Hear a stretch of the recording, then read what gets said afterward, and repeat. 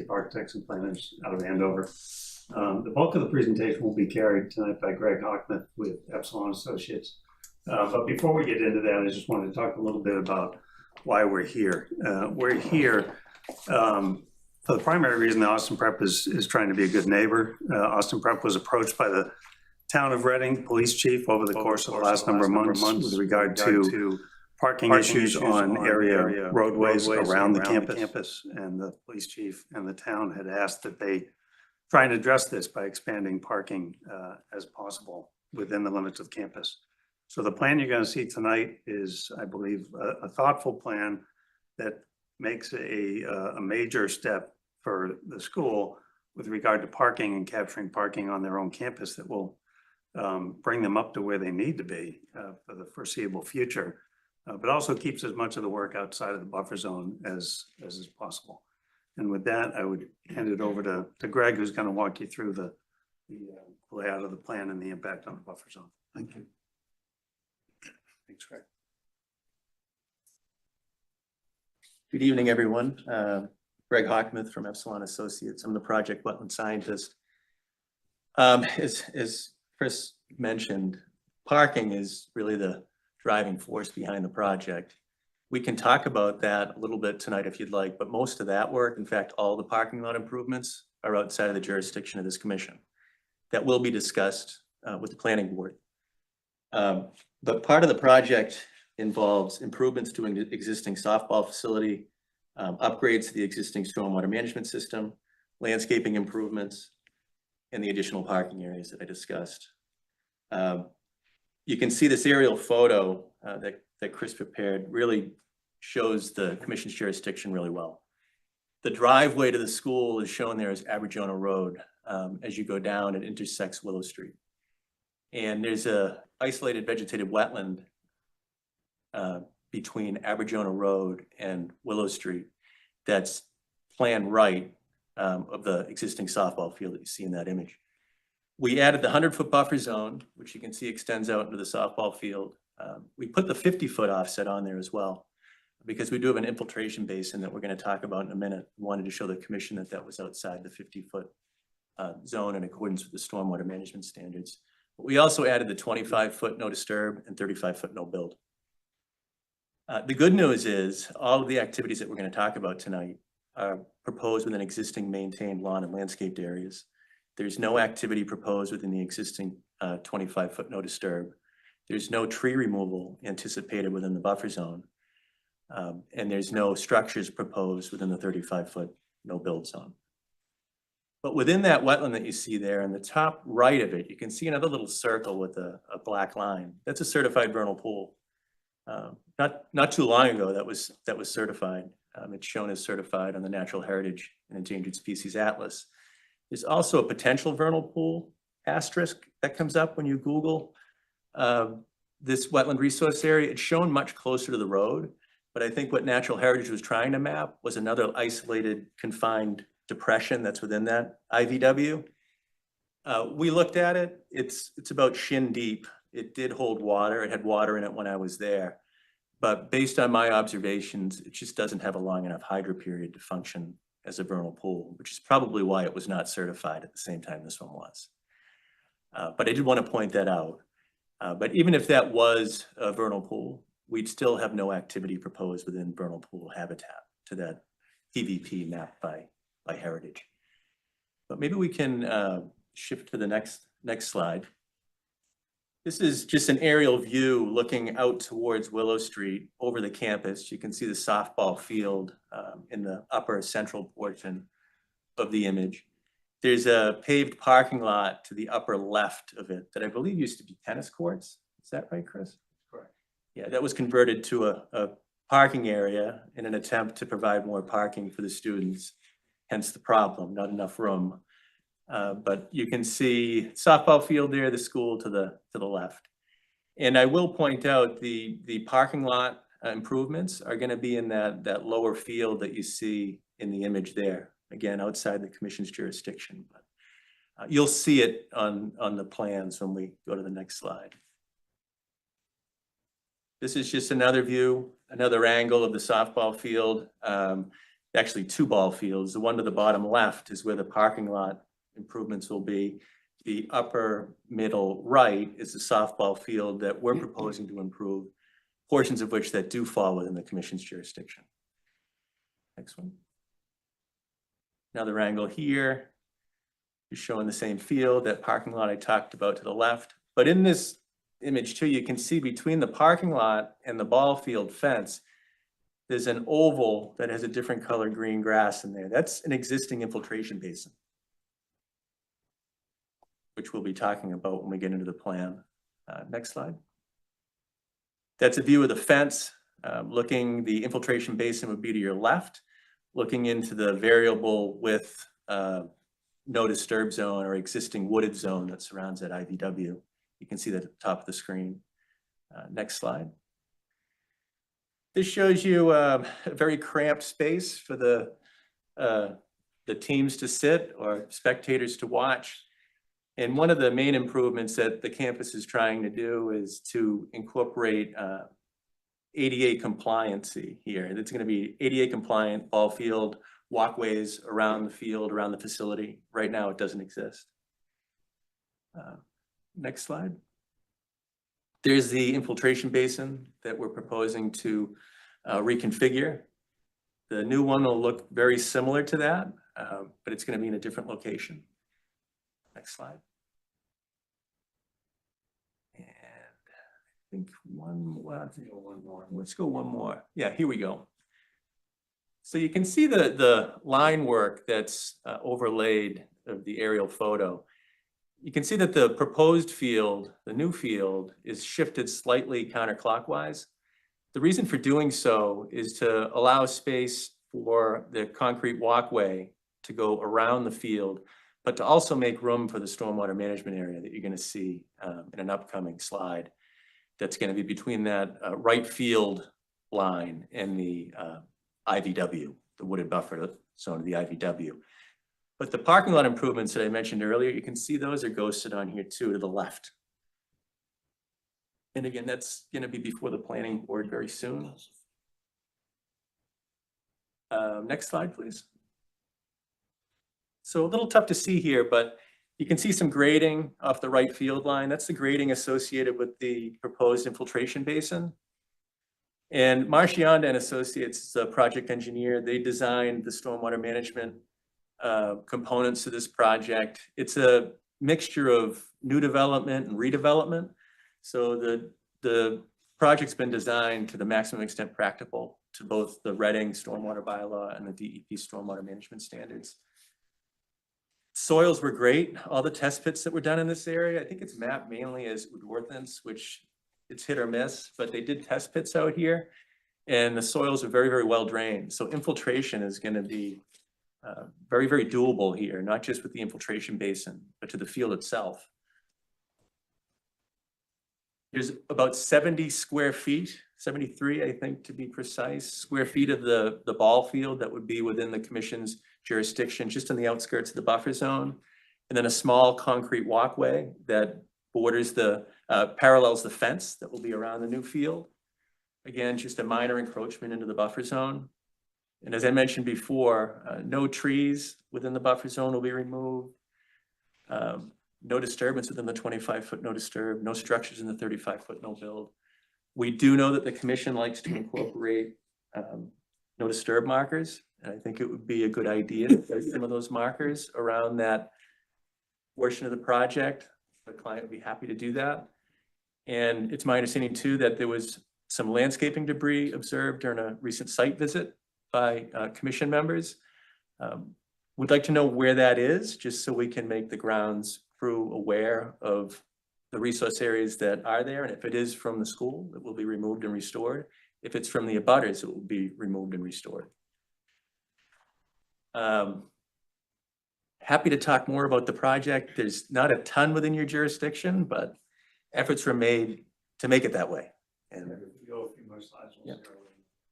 Yeah, okay. Keep going. Get a good look at the grading there. One more. Here we go. There you can see the infiltration basin. It's a little larger than the one that was there before. But minor grading, I think those are 1 foot contours, is that right, Chris? 1 foot contours, it's a little longer, it's not quite as deep as the other one, so volume wise, it may have grown slightly, but it's the volume wise an increase.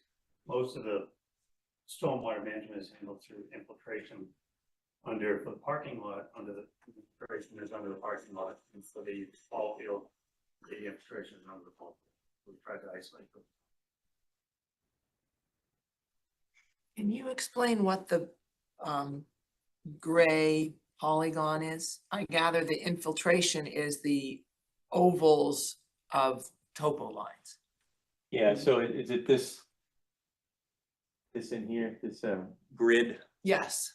line work? That's an infiltration bed, much like we did, if you were on the commission when we did the ball fields down below, we built a infiltration bed, which was about a 12-inch to 16-inch layer of 3/4 inch crushed stone that takes the predominance of the stormwater. It would have to go into that area first before it could then top the invert of the pipe and go into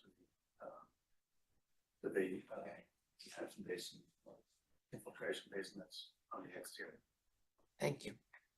And the test pit data was included in Marchanda's drainage report. The commission wanted to look at the results of the soil testing that was done out here. We tried to keep that entire, and we did, keep that entire infiltration bed outside of the 100-foot buffer. And it's approximately 5,000 square feet in the area, which accommodated, all the flow from not only the softball field, but the walkways around it as well. So again, we tried to isolate stormwater from the softball field under the softball, stormwater from the parking lot, the parking, but this one took the walkways that surround the softball field as well.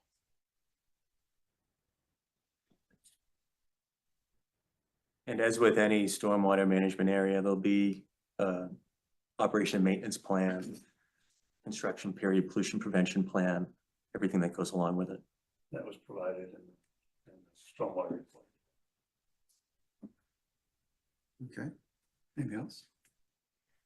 No, I'd be happy to answer any questions the commission might have. So any questions from the commission? I have a couple of questions.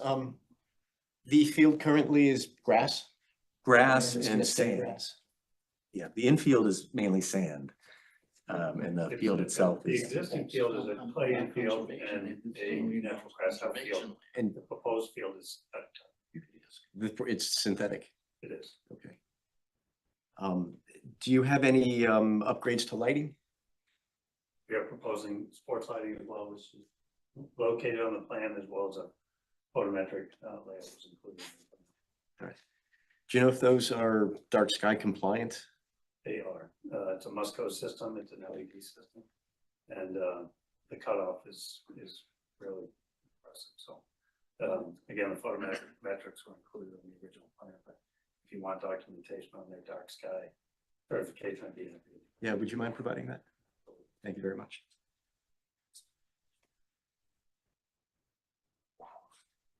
Excuse me, we're gonna finish the commission and we'll get the public comment and questions later. And Well said. Thank you. Tony, sorry, Walter. Yeah, we were there on Monday and I was standing where the pesky pole is, shall I say currently, and looking upwards towards the other softball field. It just seems like the slope generically comes down in this direction. The parking lot's not within our jurisdiction. Is there any risk of drainage from the parking lot to come on or near the softball field?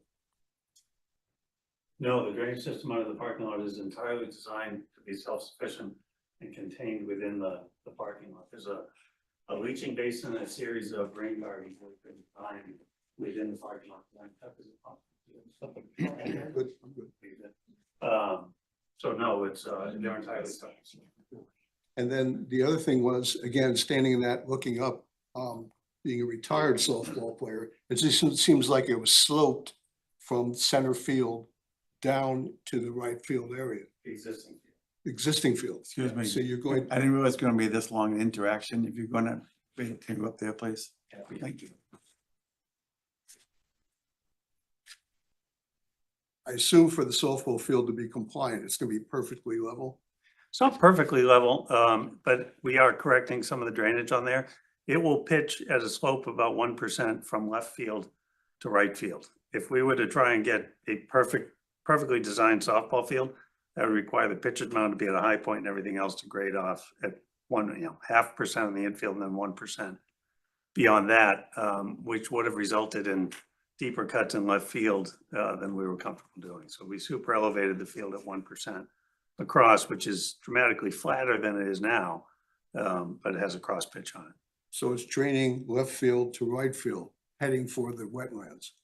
It is, which is where that infiltration basin shown in that triangular hatch is located as well. So that's going to intercept and collect all the stormwater first before it would have a chance to get into the detention basin. And again, when we were there, we did see like some yard waste over in that right field section. That's really the only part that I really looked at. There was also pieces of old metal fence in there too. All of that will be cleaned if there's, I know the school's not dumping yard waste over there, but whatever it is, we'd be happy to go in and make sure that gets taken care of. And certainly any old metal pipes, all the backstops, everything that's over there, if there's any debris in the, within the buffer zone area, that will all be cleaned, removed. Anything else? And there's an old silk sock there as well. Okay, Along the edge of the softball field, between the field and the woods, is the old silt the old silt. silt fence, right? Yeah, I did see that as well. Not sure why that's there, but we can make sure it goes away. Okay, I'm good. Yeah, I was wondering about how the wetland line was determined, so that might be for Greg. Goes back Um, to Greg. We walked off the softball field and found A28, but my copy of the map didn't show which triangle was A28. But I assume it was one pretty close, one of the first ones on your loop. But also it just seemed like the ground was very uneven. There were trenches and, and so can you describe how you figured out where that wetland line goes? I can, and I know the area that you're describing. It looks like, we think when they built the original field, what those piles that you see were probably spoils from that grading effort. Yeah. Because they were very vegetated and there was some larger shrubs and small saplings growing out of those piles. Yeah. There is a broad swale that meanders down through. I think it does carry stormwater when it gets excessive rain events down to where the wetland is.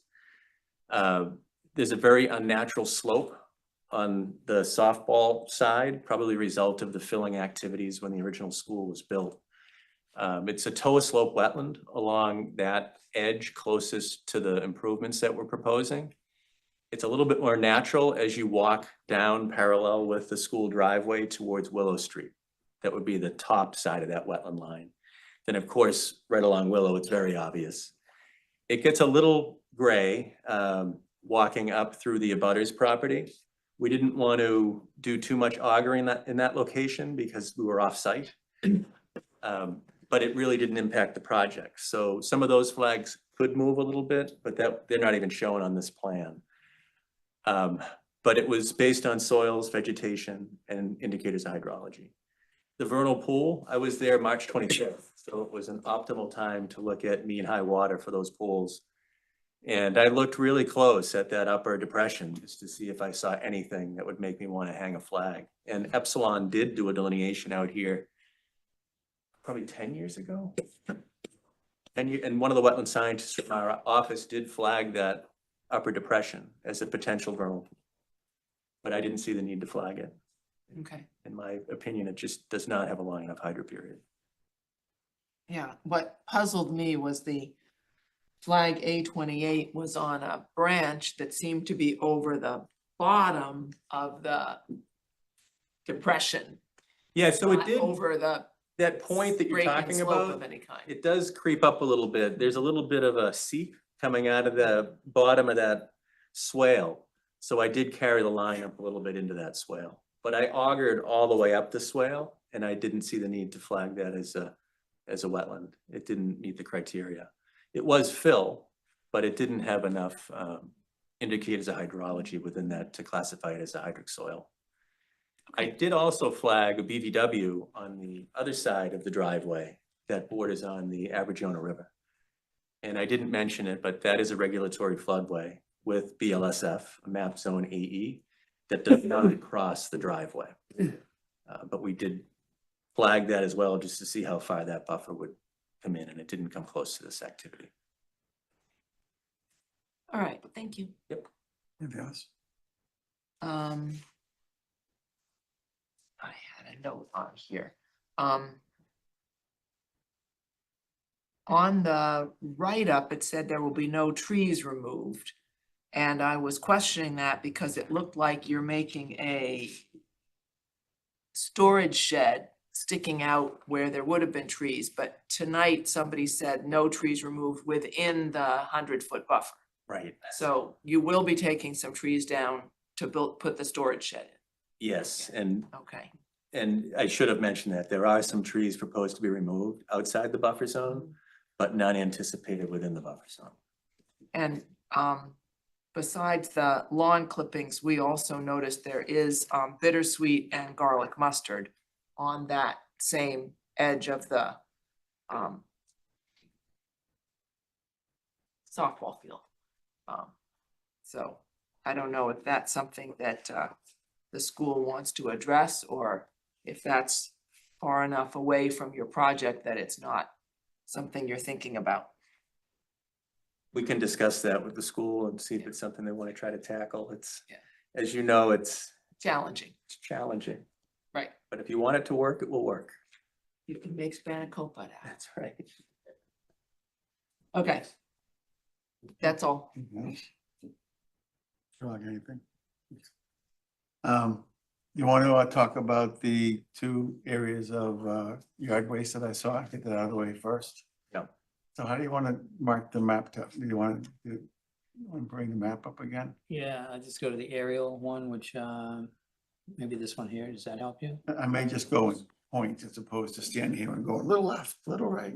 I've got paper copies too, if you want to mark one up first. So the first one, like Walter talked about, is off the third baseline by Pesky Pole.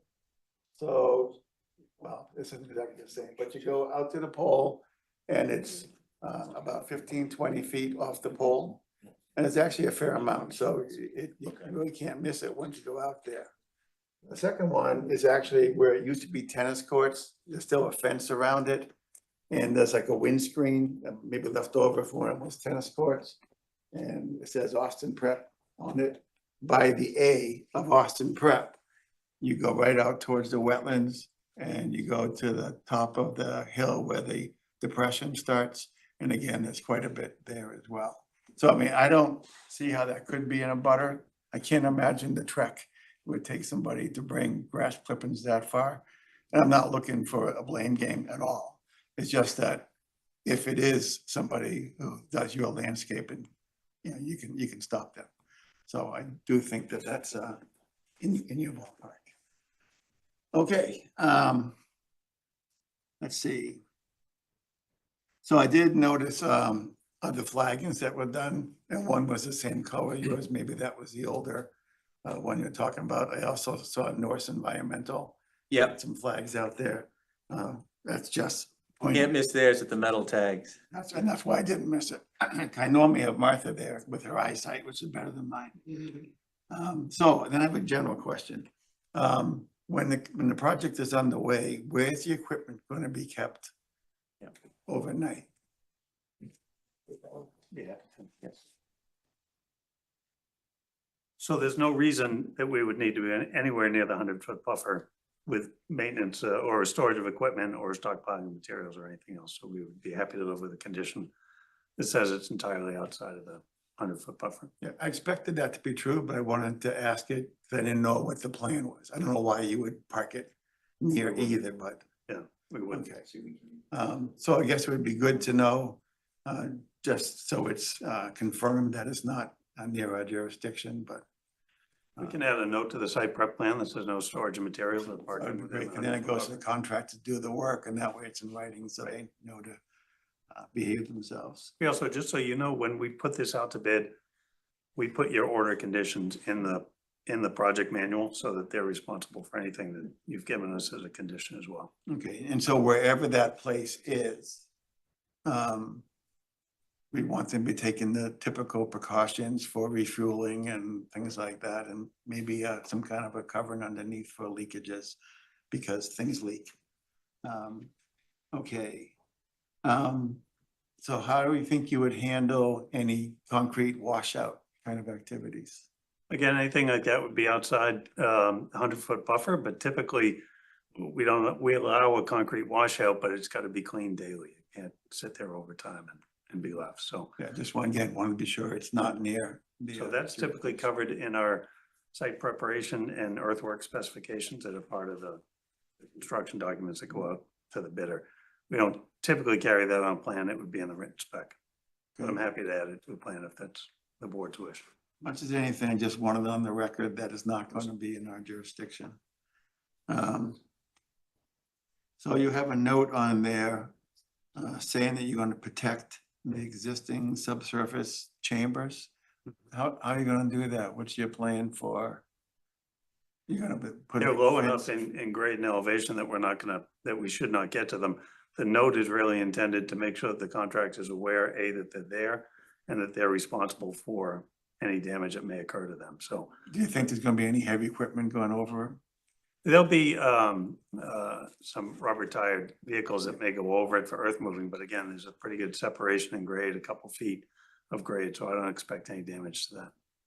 Okay, next question is on lighting. You mentioned the diagram that's in the plans.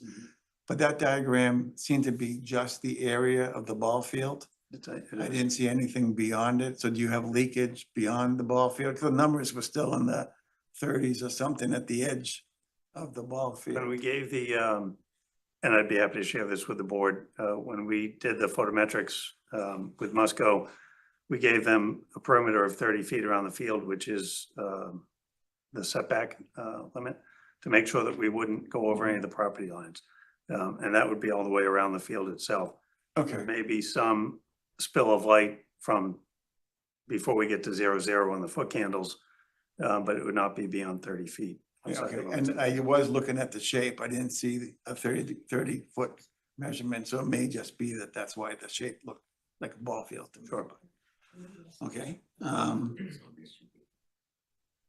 So this is actually a question for Greg.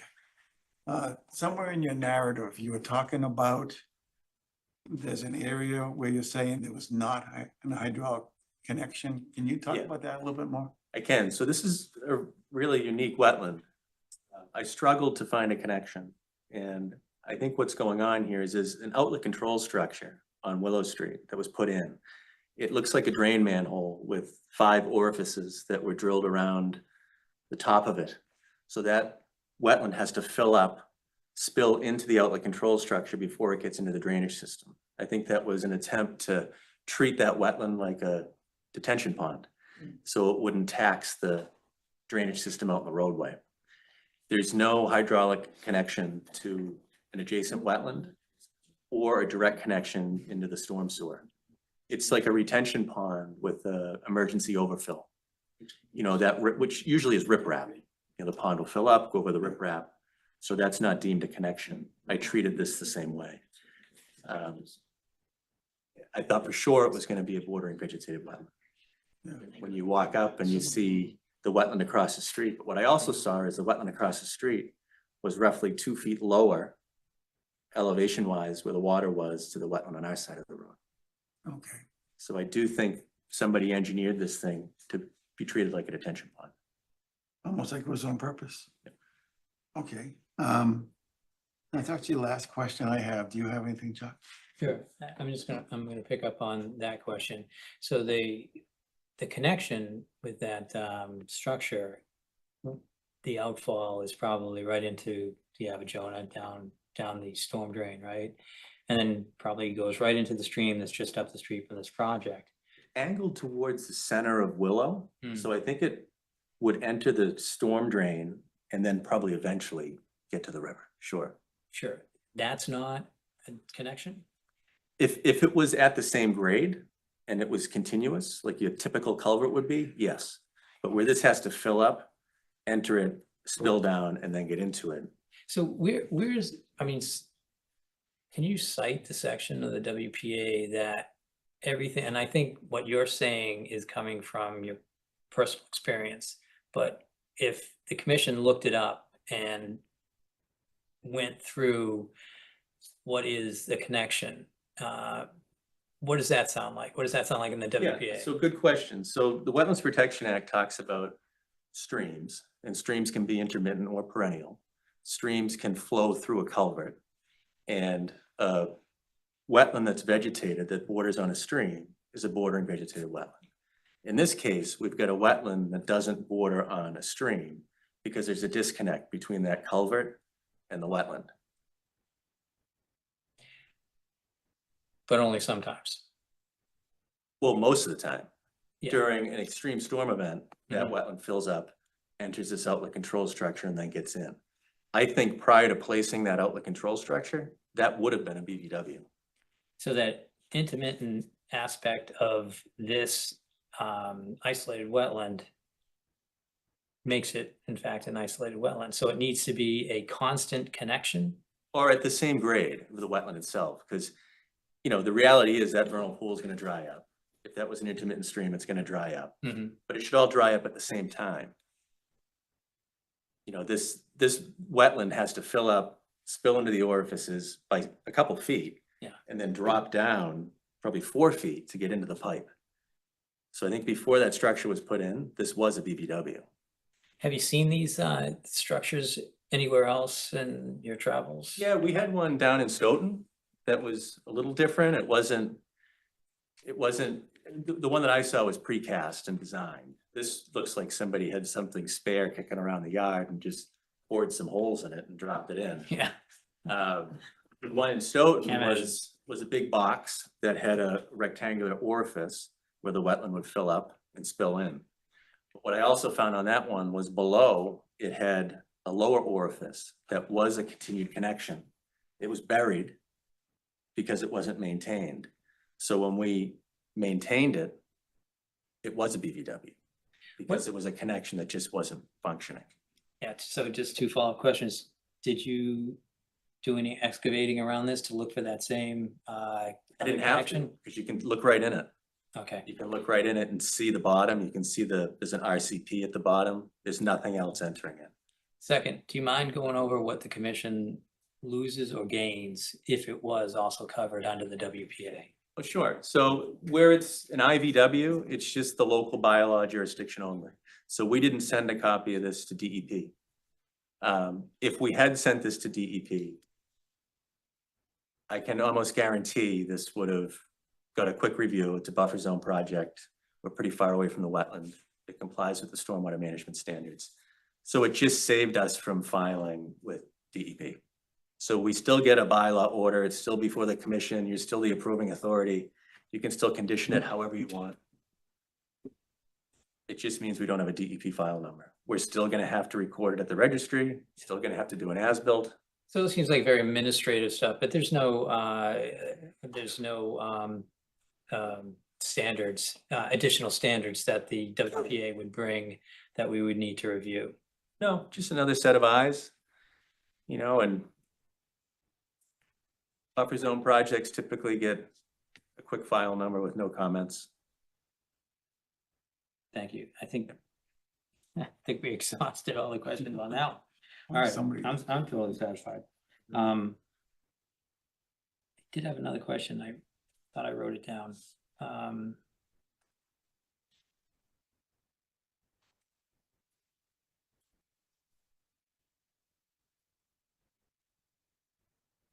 Oh, it was about the use during winter time of the, and this just has to get into if they're gonna use the fields in winter for whatever. I know they plow them or they take the snow off, and if they're gonna do that, where's that snow going to be pushed to?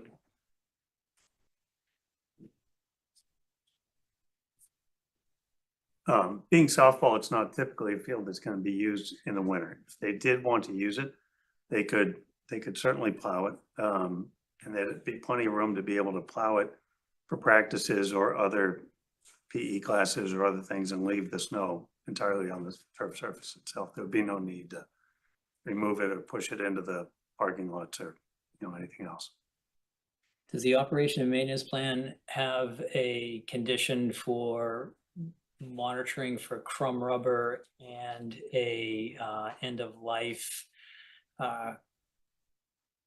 responsible what I'm trying to say here, responsible third party taking away whatever field is left and that it's properly disposed of? So we do, and we've done a lot with synthetic turf over the course of our careers. We also design natural grass fields. But I would say within the last 3 years, we've been requiring end-of-life recycling, and I'm happy to tell you there are at least 3 recycling facilities in the US that are currently in operation. I've been inside 2 of them. One is actually in Rockland, Mass. Now, it just opened this spring. So that's going to help in that direction. But we do require in our specifications for all of our projects that the synthetic turf company is responsible for end of life, taking this product back with chain of custody and making sure it's a cyclical process. And there is one company now that actually has cradle to cradle certification on their entire turf system. And when I say entire turf system, it means the infill, the turf, and the shock pad that goes under it. That would not include a crumb rubber system. That would be more of an organic infill system. Have you chose what system you're using with this? We have not had broad discussions, with the exception of saying if the commission was not in favor of SBR crumb rubber, we'd be happy to live with a condition that it be an organic infill product. I would, from what I've gotten into this in Reading and in Arlington, I would love that condition if the commission wants to review it and look into it, but I would suggest we do organic material. Okay. That was all my questions.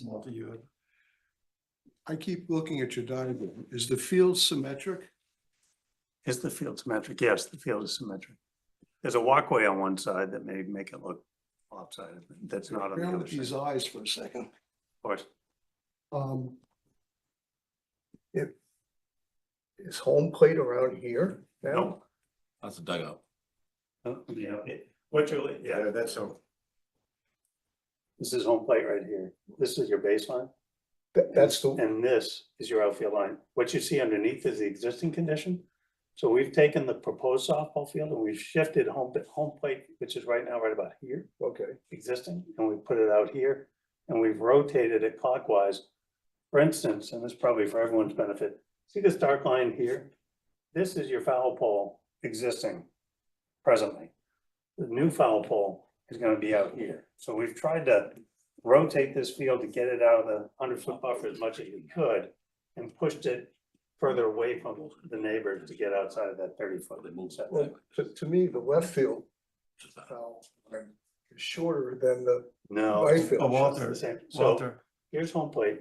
does that matter from a conservation Well, it perspective? does if it's scooched over here and hugs this. No, so the foul line is constant throughout the entire arc of the outfield.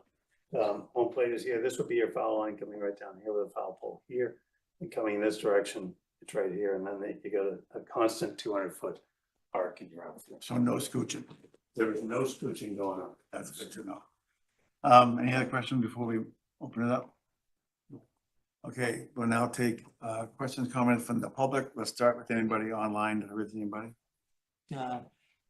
Just use the raise hand function and we'll be able to see that you're raising your hand and we'll let you talk. So reaction buttons at the bottom of the screen, raise hand function for anyone online that would like to make a comment at this point, in the hearing. Seeing none? Okay, none. Okay, what about in the room? Is there anybody in the room who can you come up to the podium, introduce yourself, please? My name's Stephen Eisenman. I live at 467 West Street. I'm probably the biggest abutter in this project. With a house with the white fence that will run along the new parking lot. You raised the issue, and I'm not sure it's a conservation issue, but the issue of lighting and at night. And there are plans for lighting in the parking lot on 20-foot poles. And I wonder, is that within, I don't understand the concept. I mean, it's new to me of this nighttime lighting, but is that within your jurisdiction of regulating all lighting that will be installed? No, our jurisdiction, the parking lot's not in our jurisdiction. Okay, It's, but the ball field lighting is because it may spill over Okay. into wetland areas, which is why we're asking about, what kind of lighting it was and how low it gets towards the edges. the other question, I guess, is with snow storage, snow removal from the parking lot. Would that be impacting the wetlands? Again, Or no, where will that be stored? so the parking lot's not in our Okay. jurisdiction. And what their comment was is that water in the parking lot is handled unto itself. Okay, It doesn't flow into the well. thank you for, That was easy, and they can correct me if I'm wrong.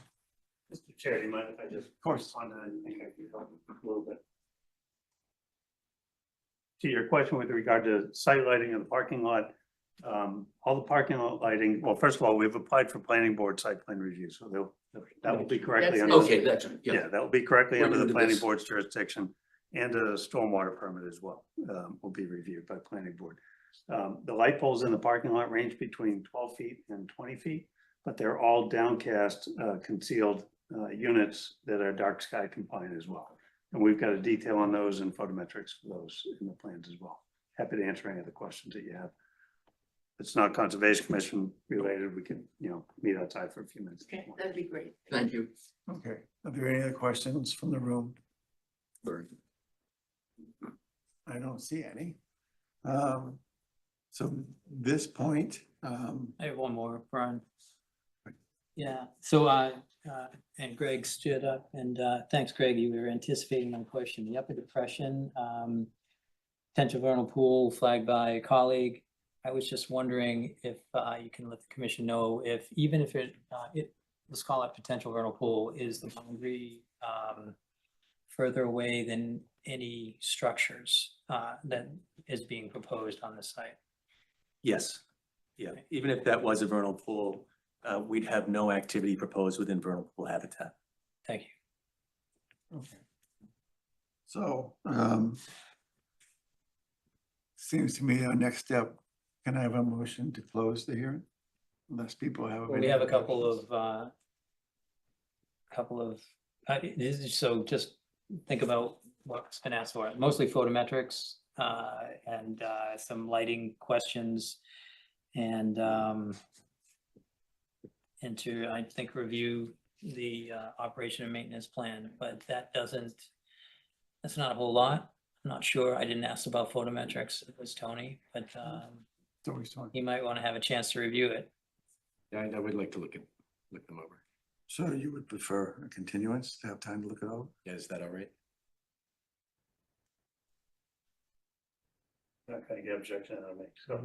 Okay. you Just- need, Just by, how long is the continuance? That's actually, you're the applicant, so you get to. The ask. next The meeting. next meeting would be June 11th. and 11, and we can, and you want information a week before over this? Yes. Yeah, as far in advance as you could. So if you can do that, and you can send the operations manual as well. The operations maintenance has already been included in the stormwater report, but I'm Okay. happy to break that out. No, that's fine. If they'd like. I can find I'd it. be happy to mark up the site prep plan to show areas of storage of materials and parking vehicles. Yeah, as long as we have your commitment that it won't be within jurisdiction and we'll get to come look at it and everything, I think that's Okay. sufficient. Mr. Chair, could I ask about the marker locations? Is that something that will be a condition? So it's a standard condition that the markers are every 40 feet or on turning intervals, and they're on the 25-foot jurisdictional setback. Okay, so we don't need to show them on the plan. You need to show them on your as-built plan, Yes. so you might want to pick them up now. I'm not sure, however that works. We see them on the as-built plan. Thank you. Okay. So then if the applicants are going to ask for a continuance to June 11th, can I have a motion to continue 101 Willow Street to June 11th? I move to continue 101 Willow Street to June 11th. Walter Talbot seconds it. Walter Talbot approves. Tony Rotalakis in favor. Martha Moore in favor. Brian Bowe in favor. Okay, thank you. Thank you very much. Thank you Have a good very night. much. It was a good presentation. Yeah, thanks, Greg. Talk to you later. Thank you very much. Thank you. Larissa. By the way, I Larissa noted Rose that on the says aye. scoreboard diagram, Yeah, it showed good Austin friend. Prep Saw it winning this morning. 6-2. Appreciate that. That's a good choice. See you. Thank you. Oh, okay, is it me that doing nuts? Yes. It's you. Okay, so the next one, as I said, would have been 269 Main Street. That's been continued until June 11th at the applicant's request. So that brings us to 57 Longwood Road. This is a continuation of a public hearing on notice of intent. Chuck, if anybody you want to I don't invite in? think, can we just vote on this? I'm not sure, unless someone's sure that we voted on that continuance for 269 Main Street. We should have voted on it just to be sure. I think there was a meeting that night and we did plan on them coming tonight. He came back and he said he wanted to continue. That's my, So let's do that then. 69 Main Street. But doesn't matter, let's just vote again and continue it. Okay, I have a motion to continue 269 Main Street to June 11th. So moved. Sorry, Walter Talbot's in favor. Hang on, we need a second. Second. We need a second. Oh, I'm so, Walter Talbot seconds. Walter Talbot's in favor. Tony Rodalakis in favor. Tim Michelle in favor. Jerome Stilicker in favor. Martha Moore in favor. Brian Bowe in favor. Can you believe this? Okay. Yeah, and my notes say we continued There's to May more up there. 28th, so, yeah, yeah. All right, 57 Longwood Road. Chuck, if you want anybody in, and I'll read the blurb. yeah, Libby is already here from Hayes Engineering. Okay, so I'll read the blurb. Continue public hearing on notice of intent filed by Patrick Trozier pursuant to Massachusetts General Law, Chapter 131, Section 40, the Wetland Protection Act, the Reading Wetland Protection Bylaw, Section 7.1. The applicant is proposing construction of a garage addition to the single-family house. All work is within the 200-foot riverfront area. The application and plans can be viewed during regular business hours at the Town Hall Conservation Office, 16 Lowell Street, Reading, Mass. On the Conservation Division page under the project by year. Assessors map 19, lot 20, DEP file number 270-0789. Okay, Libby Wallace is right there. oh, hello. Thanks for coming. Do you want to walk us through your plan changes? Yes, may I share my screen? Sure, and it's been so long, you might just want to bring us up to date, maybe give a quick overview of the project also. Yes, I will.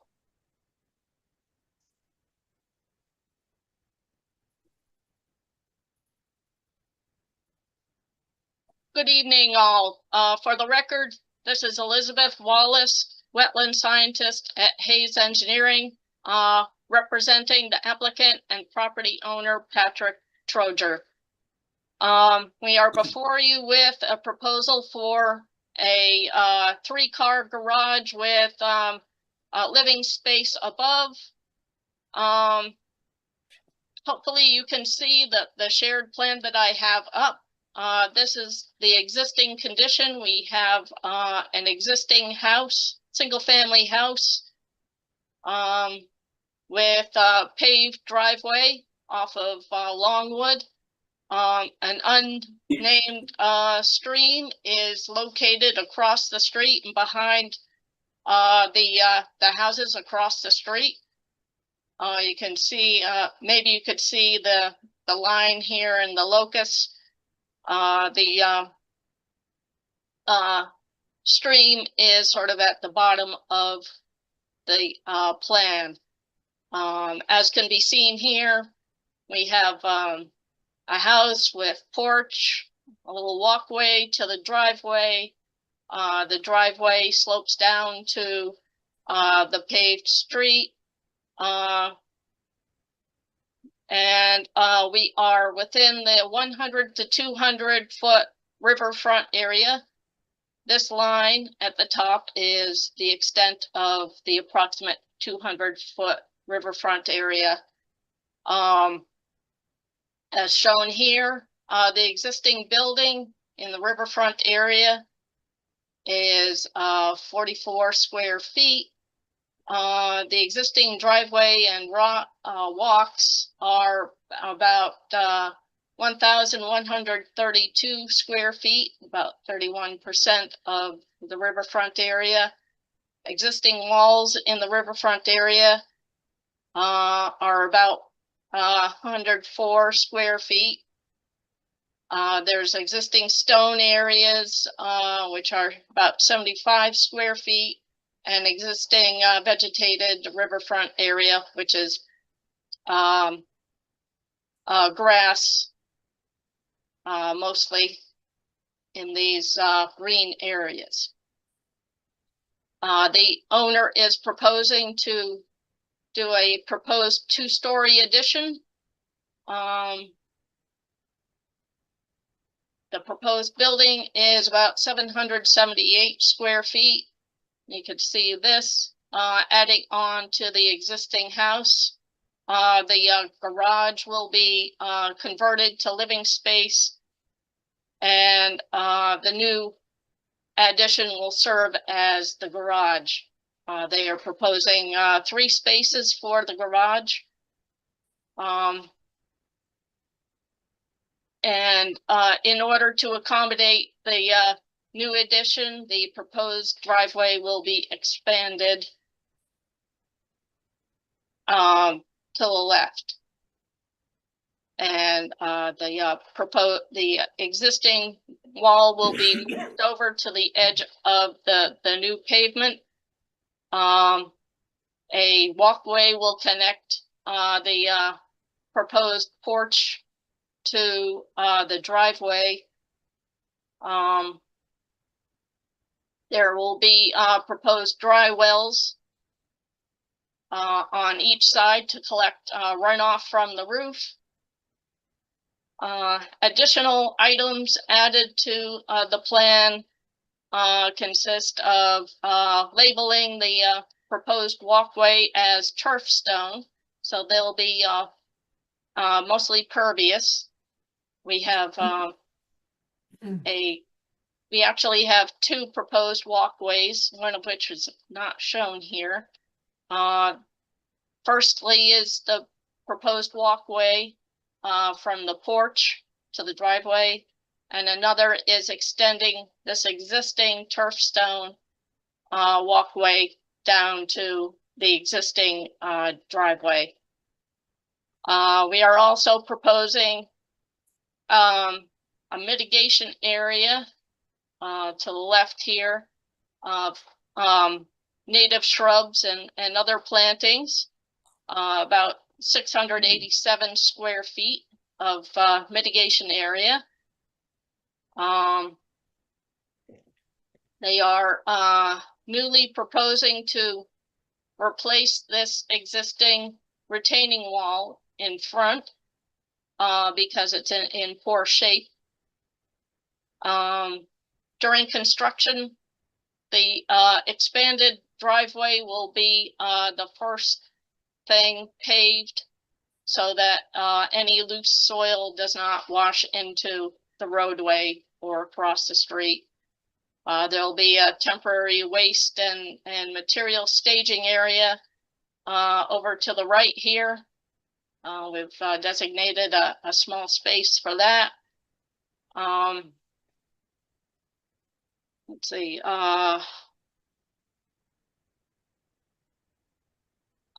We are proposing to relocate this cherry tree. Instead of chopping it down, it'll be relocated out in this mitigation shrub area.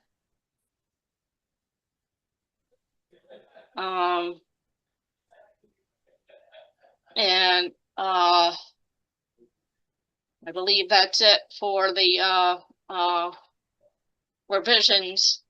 There are about 12 revisions, and I think I've covered that. This is a revision date of May 14th, 2025. We are also providing on the plan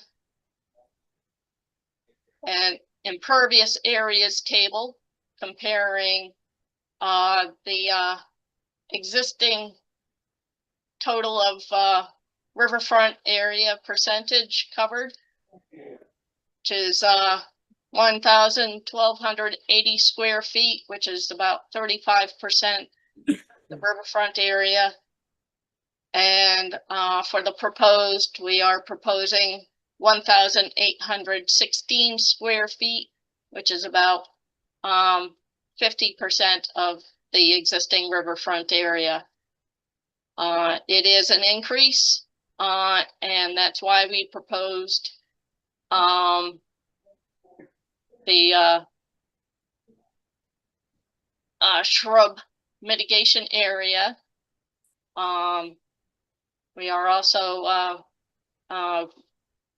we have also addressed some of the questions that came up at the last hearing, which is one of which is the impervious area calculation. And I believe we answered that.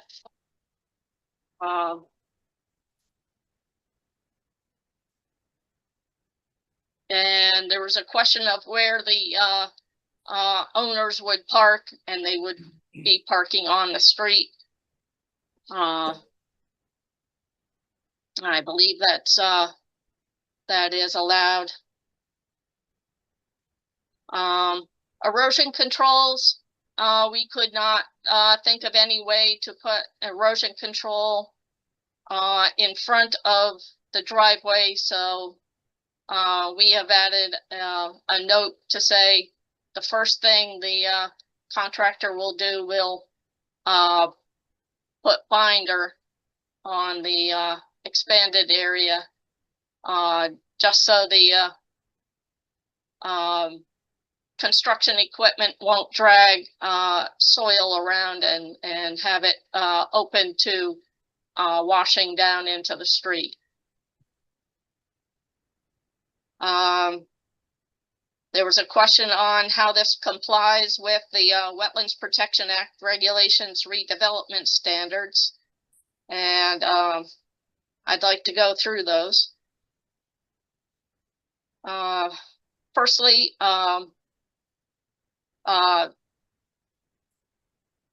number A is at a minimum, proposed work shall result in an improvement over existing conditions of the capacity of the riverfront area to protect the interest identified in MGL Chapter 131, Section 40.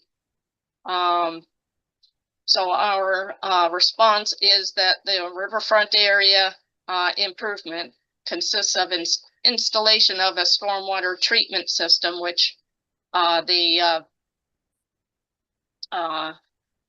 site doesn't have at the moment. Within the riverfront area, there is a treatment system further back outside of the riverfront area, but within the riverfront area, there is no other treatment system. And again, we're proposing dry wells for the roof. Libby, can I ask you a question? Sure. Is that roof infiltration required by any department in town, or is this a voluntary action? This is actually in compliance with the Reading protection bylaw, sections 3N and O. It's actually required. It's also voluntarily offered as an improvement for the redevelopment standards under the Wetlands Protection Act.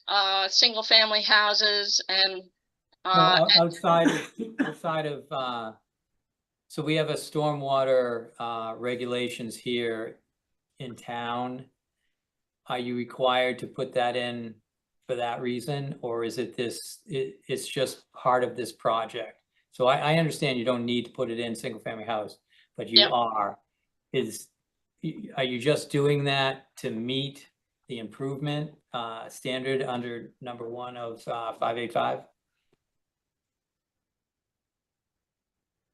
We are, but it's, in, it's, in response to, the, wetlands, bylaw requirements as well. Okay, I'm just making sure it wasn't required by the stormwater regulations, because if you're compelled to do something, then you can't use it as an improvement, but you've said you're not. Okay, thank you.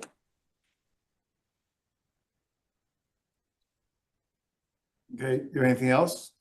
She's got all Yes, of them. I'm sorry, I was, kind of thrown off there.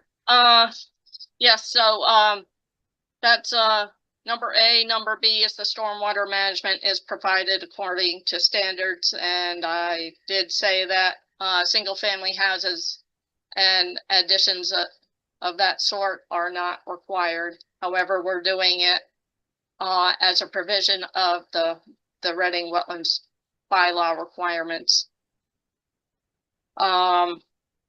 Item C is, reads, within 200-foot riverfront areas, proposed work shall not be located closer to the river than existing conditions, or 100 feet, whichever is less, or not closer than existing conditions within 25-foot riverfront area, except in accordance with 310 CMR 10.58 5F or G. And as you know, the entirety of the riverfront area on this property extends from the front edge of the house to the paved layout of the street, and is within the outer riverfront area, the 100 to 200-foot riverfront area. And it is all disturbed, filled and degraded with impervious features in the existing conditions. While the project proposes expansion of the house towards the street and extends and expands the width of the driveway, that work is totally contained within the existing extent of previously disturbed and degraded condition, without being located closer to the river than existing conditions.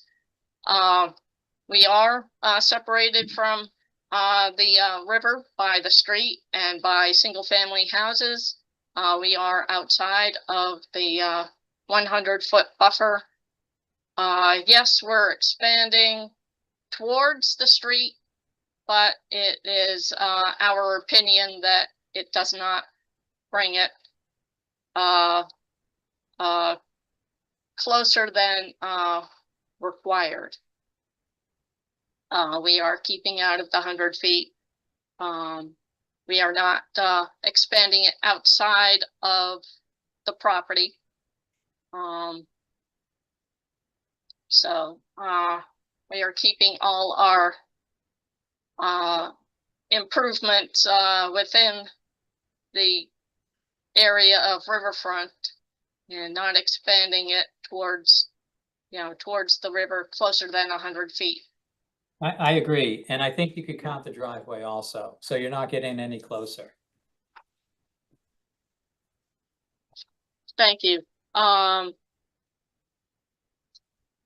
Proposed work. Item D is proposed work, including expansion of existing structures shall be located outside of the riverfront area or toward the riverfront boundary and away from the river, except in accordance with 310 CMR 10.58 5F or G.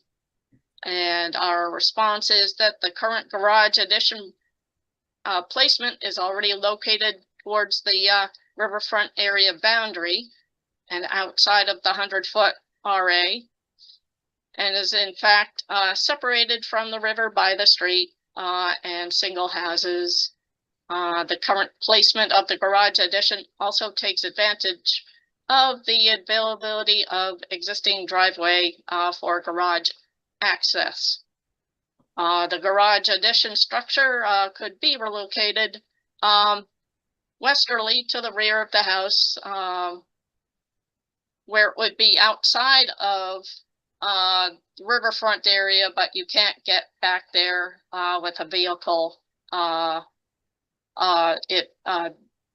The space between the house, on each side is just too narrow for, a legal driveway. The relocation of the addition to the westerly side of the house would, place it on the side of the house containing the kitchen, which is, the back side. And so, that would not meet the, property owner's requirement to expand the front bedroom and have that living space there.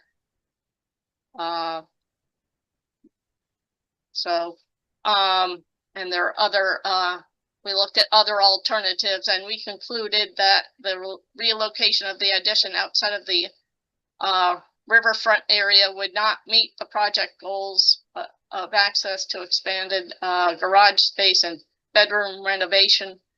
In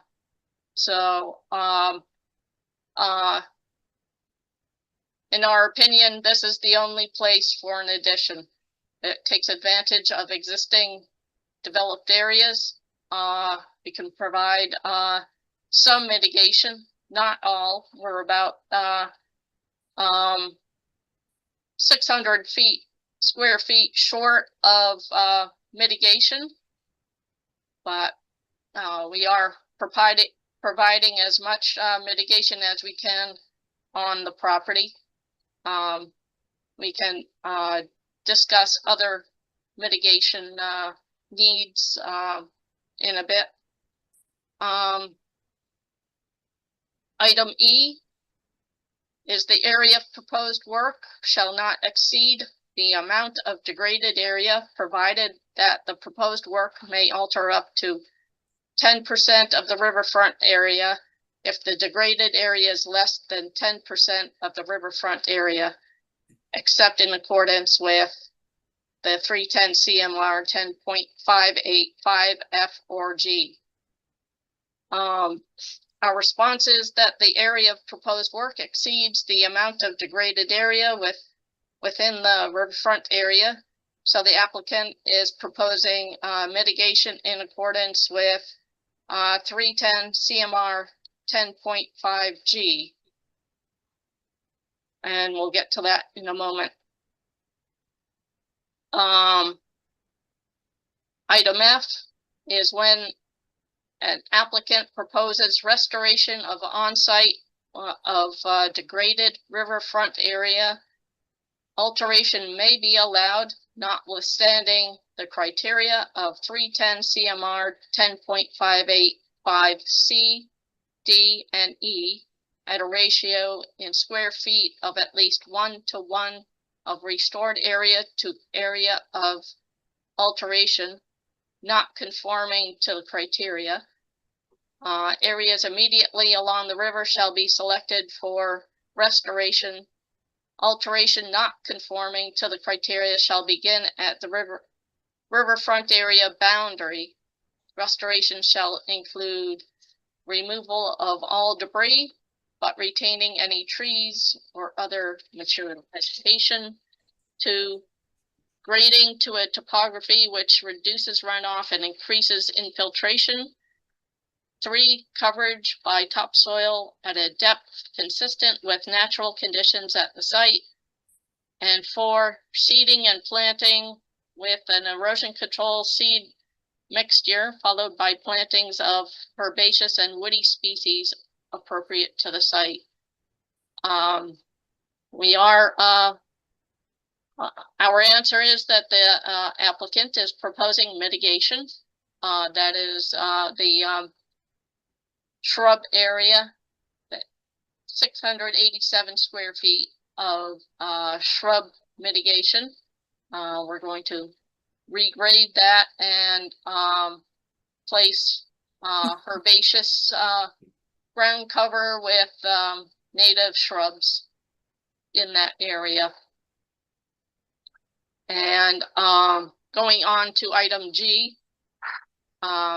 which reads, when an applicant proposes mitigation either on site or in the riverfront area within the same general area of the river basin, alteration may be allowed notwithstanding the criteria of 310 CMR 10.585C, D, or E at a ratio in square feet of at least 2:1 of mitigation area to area of alteration not conforming to the criteria, or an equivalent level of environmental protection where the square footage is not relevant measure.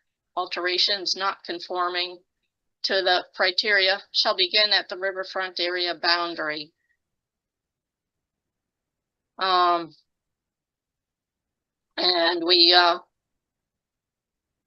we propose this project in accordance with the requirements of 10.58 5G. And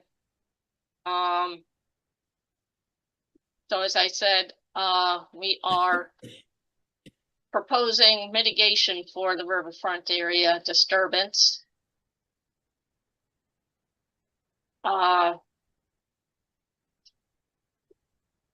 And we can't meet the 2:1 because there's not enough room in the riverfront area, and everything beyond the property is owned by other people, you know, the town and the residences across the street. The applicant is willing to offer to do other items of mitigation. If there's some sort of project the town has at the end of Longwood Road to get rid of invasive species, or some other improvement project close by, he is willing to put some money in that. But that's just for the commission's consideration. And I believe I'm done with my presentation, so I'm happy to take any questions. Okay, thank you. Any questions from the commission? Just wanted to thank you for providing responses to each of the performance standards under redevelopment, which we had asked for at our last meeting. I am happy to see the shrub and herbaceous layer mitigation area. Do you have a planting plan of which shrubs you're gonna plant there and herbaceous plants? At this time, it's to be determined. We can certainly do that as a condition if the Conservation Commission should approve this project. We can certainly provide that for their approval. And when you're figuring out what to put in that planting plan, we have been asking for true natives and not varieties. So Yep. that would be our preference. I'm a little concerned that you're moving a cherry tree from in front of the house into the native plants area, because I think that was a decorative cherry tree and not a native cherry tree from my memory from November. Do you know? I believe you're correct. We can certainly put it somewhere else on the property. We can probably move it into the back. I don't insist that you put it in the back, but just don't count it as part of your mitigation, because what you're putting in the mitigation area should be all the natives. So that saving that tree would be a bonus, not a part of the mitigation. Thank you, I understand that. Yep. And I would like to see your planting plan before we actually approve the conditions for this project. Okay, And I like the suggestion that there is other mitigation you could do elsewhere, such as control of invasive species at the end of Longwood Road or something like that. I think that's a good solution to not having much space to do mitigation on the property. And I'd like to pursue that further in some way. we would like to work with the commission on that, not just do it by ourselves, but have some direction as to who would do it and how much money that would require and such, but I feel certain that the applicant would be happy to work with the commission on that. That's all my questions. Okay. I have one. In your presentation, you mentioned something about there's 2 walkways, but one's not on the plan. One is not on the plan that I was showing. I can pull up the full plan. The plan I showed you was just a colored representation. Let me pull up the No, that's fine. Just, I want to be sure that you have submitted the plan that shows the second walkway. yes, we have That way we have the most a current one. full copy of the notice of intent plan showing that was submitted. Okay. Chuck, do you have anything? Yeah, so I wanted to ask, and I think you touched upon this, but I just wanted to get back into it. What was the size of the increase of disturbance? And then I would say, what is the, like in square footage? And then square footage, what is the mitigation? And did you meet 2 to 1? Or how far away from that did you find? You said you have 687 square feet of shrub mitigation, but it's just herbaceous layer. And Herbaceous and shrubs. what did you need to meet the full increase of impervious or altered area?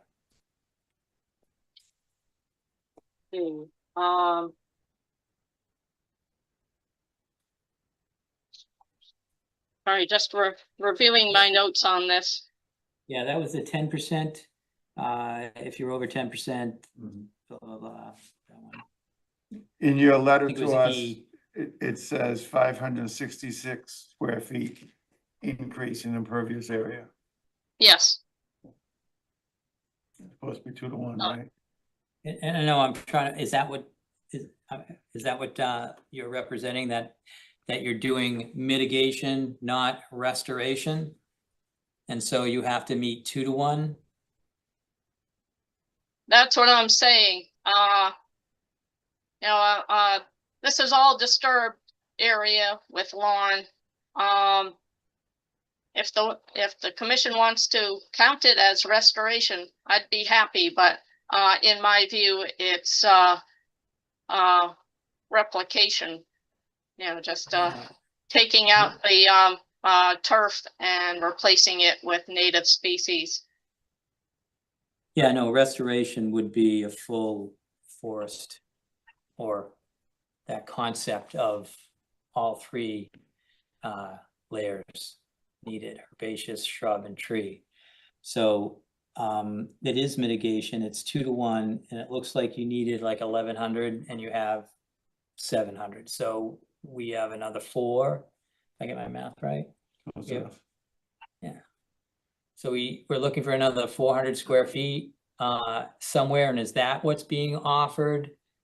If the commission, I'm not saying the commission, I just wanted to have the numbers. I'm not saying the commission is going to say, well, we absolutely want that. So there needs to be 400 square feet somewhere of invasive management like you suggested, or, another 400 square feet of Something. restoration area, mitigation area.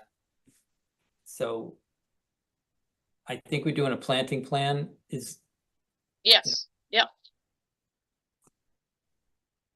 and there's no other places on the property, so you're going off the property and I guess you've looked at invasive management. Anyways, I'm just gonna keep continually repeating myself, but anyways, I'm throwing that out to the commission. I got the numbers for you So, and see what you wanna do with it. so I think the regulations are that it has to be somewhere in the same watershed, right? And that's the Abidjona, isn't it? Well, I think that, I don't, it needs to be, In the same watershed nearby. it says reach, Yeah, the that's right. reach It says of reach. the riverfront.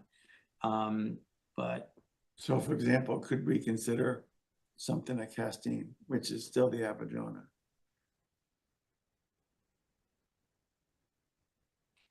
how far is Castine from here? It's up summer and then, yeah, it's way up. Yeah, the headwaters of the Abidjona, there might be some opportunity for some more mitigation. Reach is a very loose term. I'm sure we're within it then. That's a reach. So it seems to me that in addition, or maybe instead of considering some invasive work on Longwood, we should perhaps consider something somewhere else on Abidjona in an area that we've been trying to improve things already. I'm not saying that we should do one or the other, but we should at least consider that there's more than one option. Something they can do at Mountain Soames. That is the Abidjona. And actually, that's closer to Longwood.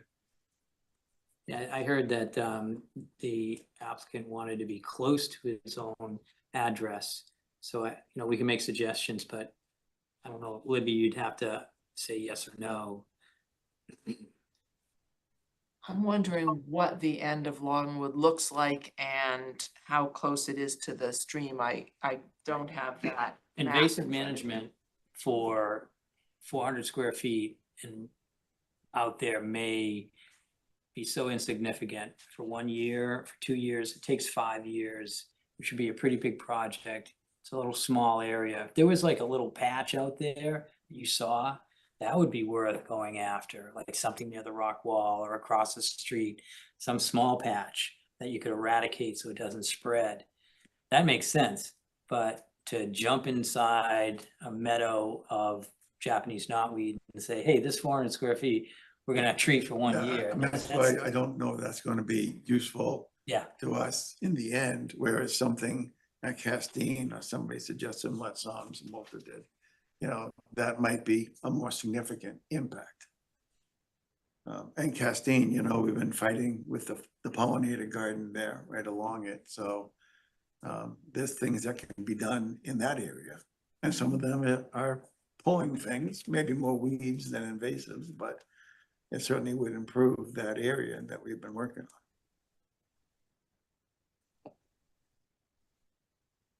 yeah, so I guess what the chair is saying is that he'd like you to find 400 square feet and don't be afraid to go up to the headwaters, which would be at Castine Field, which is Birch Meadow Drive. Mhm. Birch Meadow Drive. Is there anywhere that could use some other type of habitat enhancement? Bird boxes or bat boxes or something? Absolutely. I was thinking of some sort of purchase for Millet Psalms Morgan. So, or some sort of duck boxes or whatnot. I'm not sure we have. So how ducks does out that there. work? Since the mitigation is expressed in terms of square footage, so how would a perch or bat box, whatever, It can be also be, there's discussion about, or some sort of like equivalent to like whatever, dollar amount. so we could accept that kind of improvement over square footage? It's all gonna cost money, whether they do the Yeah. invasive improvement or pay someone to pull weeds or do something like that.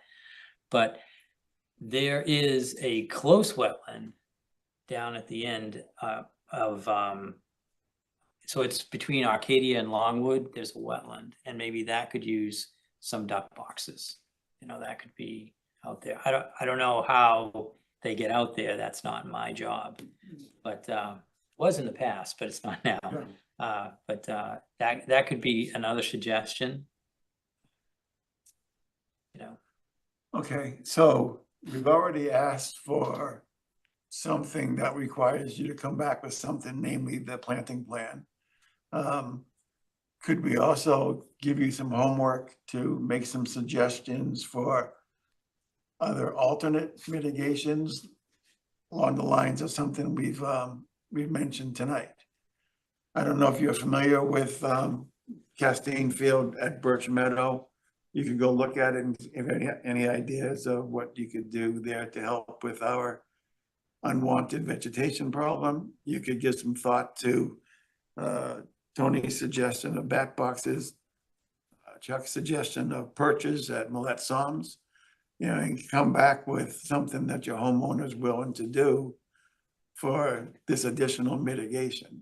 And then we could consider that in the next meeting when you're giving us the planting plan anyway. All right, I will let them know. If you learn about some Eagle Scout that needs funding for their badge project, that's certainly something we might consider. Sure.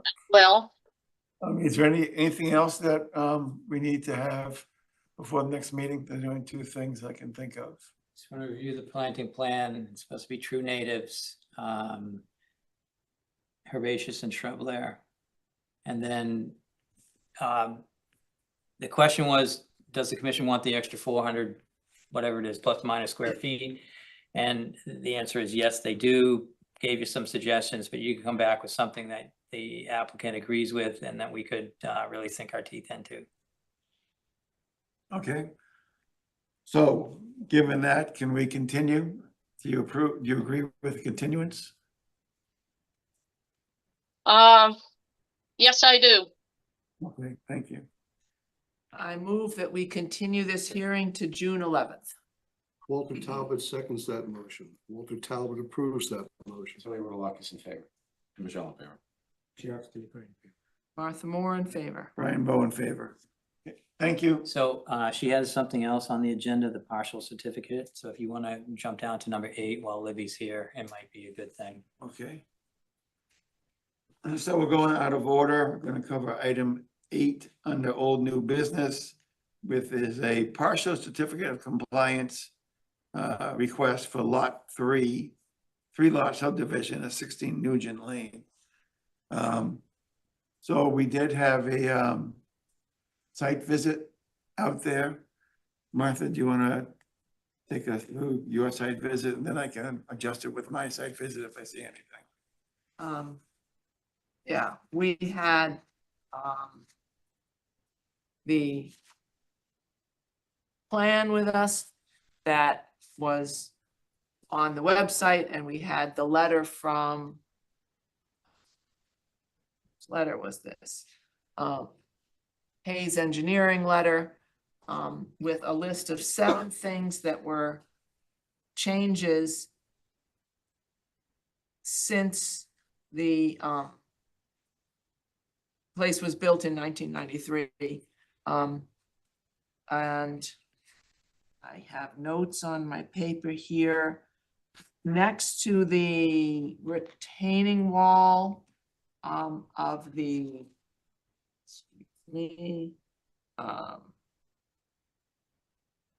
Havers patio, there was a lot of what looked like rotten firewood that had been stacked up there. And have a note that says outlet next to the crushed stone area with the cobblestone border on the left side of the map, sort of northwest, I guess. I don't remember why I wrote outlet down. It was just sticking up Just sticking up. out of nowhere. There was outlets. Oh, in the electric wall. outlet. Right, but there were outlets in the wall, so that must be all tied in. Yeah. Okay, but I don't know exactly, I mean, we did not see significant erosion or anything like that, but I don't know how the certificate of compliance with all of these changes that were made matches the original order of conditions, because I didn't have the original order of conditions I with did. me. You did, okay, so that's where I'm stumped, is they did a lot of landscaping kind of work and turned a deck into a single-story addition. And I'm wondering how much of those changes were approved by the Conservation Commission in the 28 years since they built this thing. So that's where I'm stuck. So the biggest thing sounds like the addition. Well, the addition, the gravel sitting area, the shed, the paver walkways, you know, there's this whole list. House? Yes. And that's on the plan. It's on Yeah. the as-built plan and exactly. it's listed by Hayes Engineering as the changes, which I presume are all things that they did since the original order of conditions. Right. And so I'm looking for Chuck's expertise on how do we approve a certificate of compliance when they've surfaced the rear yard with gravel and put in a fence and turned a deck into a single-story addition. Do you know if any of those things came through conservation? Yeah, I didn't have time to check into that, but I'm surprised that Hayes didn't check into it also. So the backyard, isn't it quite shady, and grass probably didn't grow there, and I think that was their solution to having mud in the house. So I'm not so concerned about that. It's hard to believe that an addition would be built without, and I don't even, so that the person before me was, you know, on top of things and would have recognized whether it needed a permit or not. So I don't think a building permit and a conservation permit was skipped on those two things. I'm not sure why they would do it with needing a certificate of compliance, but those are good questions for the applicant. So Libby, do you have any understanding of whether this work was done with a permit, a shed? Shed in the addition? Patio. Yeah. I did an extensive check on the registry of deeds and I could not find any indication that there had been any approvals of these items. The original notice of intent plan was pretty basic and didn't show at all what was to be around the house. The house itself pretty much fits what was approved. I would like to say that the addition is just an one-story enclosure on top of the original deck. It is off the ground. It's supported by posts. So it's off the ground and raised up.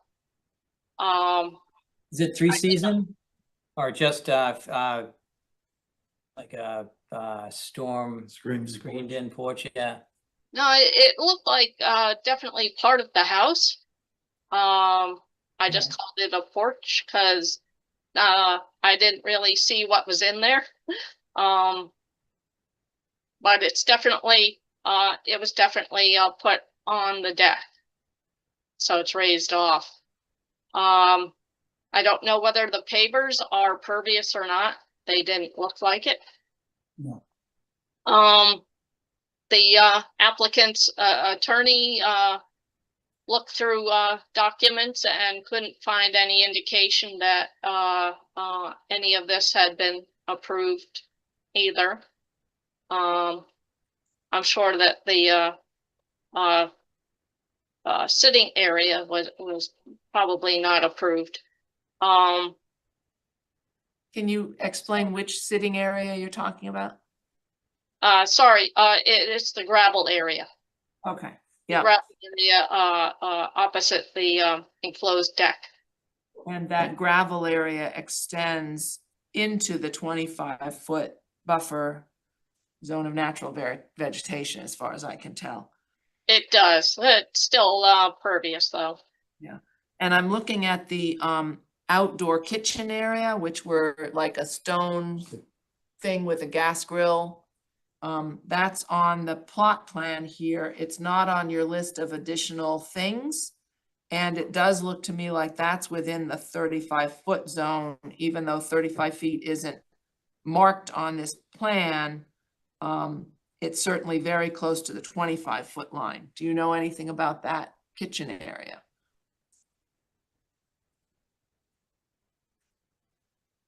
Outdoor kitchen. Yeah, the outdoor kitchen. Uh, it certainly looks close to 35 feet. I believe the order of conditions allowed work, that close. I could, pull it up if you like.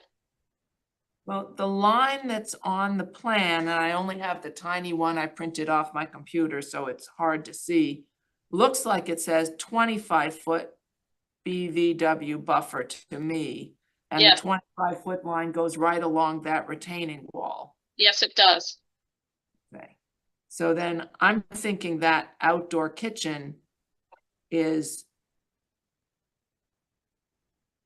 within 10 feet of that 25-foot line just by eyeballing the width between the edge of BVW and the 25-foot line. It looks like even part of the house is inside the 35-foot line. But the house was approved. Right, but I'm just sort of eyeballing this kitchen, which is not showing up anywhere except for on the as-built plan. So I'm just, that's what I'm questioning, not the house. So is the deck and the enclosure the kitchen or something else? It's, Because I it's found a permit for outdoors, that. it's not the deck. So it's just an outdoor Like a Yeah. patio. long, It's, Yeah. yeah, No, it's a it's a place with oven and a grill and it's an outdoor stone, kitchen. stone structure with a grill on top and then like another stone structure next to it. And you can see it on the plan. It's these two rectangles. Pizza oven and a There's a kitchen. picture in there.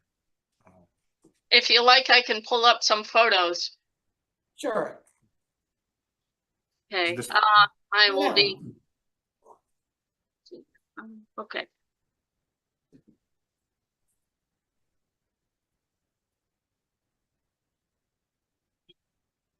So I'm just thinking, you know, if we were to give a certificate of compliance, that ought to be in the list as number 8. You know, so that it's included so that the next homeowners have it written down that it exists, because other than that, it's only just the little boxes on your plan.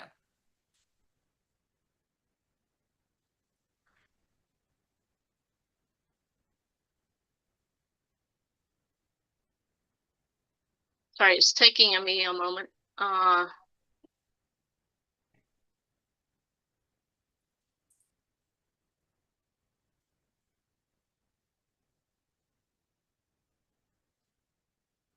All right, sorry, it's a little, let's see. Rotate, oops. All right, here we go. So this is a full view of the house. Yeah, This, and if you zoom in, you'll be able to see that paver, that kitchen. yep, I have a closer one. Yeah, that. This one here, yeah. So these are the grills and refrigerators and such. And this is the gravel sitting area in here. Right. And the So yes, I 25-foot agree line with is you that the the grill and things are very close to the 25-foot. And you were saying you think those pavers are not pervious pavers? I'm saying I don't know. Okay. It looks to me like they're probably not, but they could be. Mhm. current owner doesn't know whether they are or aren't. This is the sitting area and pavers in here. Is the current owner the person who's lived there since 93, or were they put in before the current owner bought the house? I believe they were put in before the current owner. The current owner is fairly new. The original owners are no longer around. So this is just a real estate guy trying to flip the house. But it dates, the order of condition dates back to 93. I'm curious how the real estate guy was able to buy the house in order to flip it without a certificate of compliance. Don't they need one to sell? You would think so, but I don't know the particulars of it.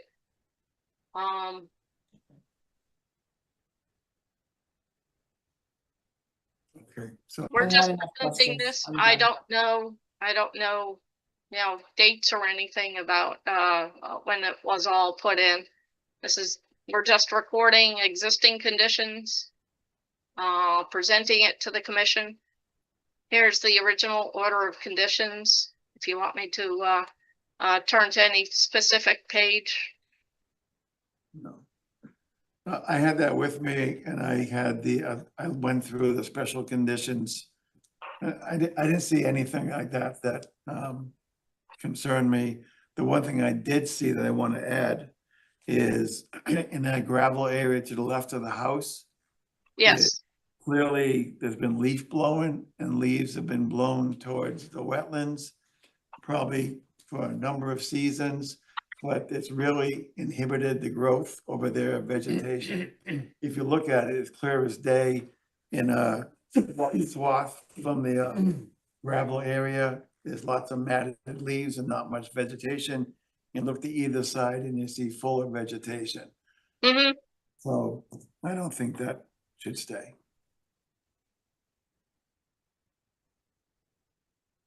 We can certainly let the sitting area go natural. If this helps along. The reason why we're bringing this in front of you is that the owner is selling the house and has a closing next month. So we're bringing this to you and asking you to consider this. We're asking only for work on lot 1 relating to the house.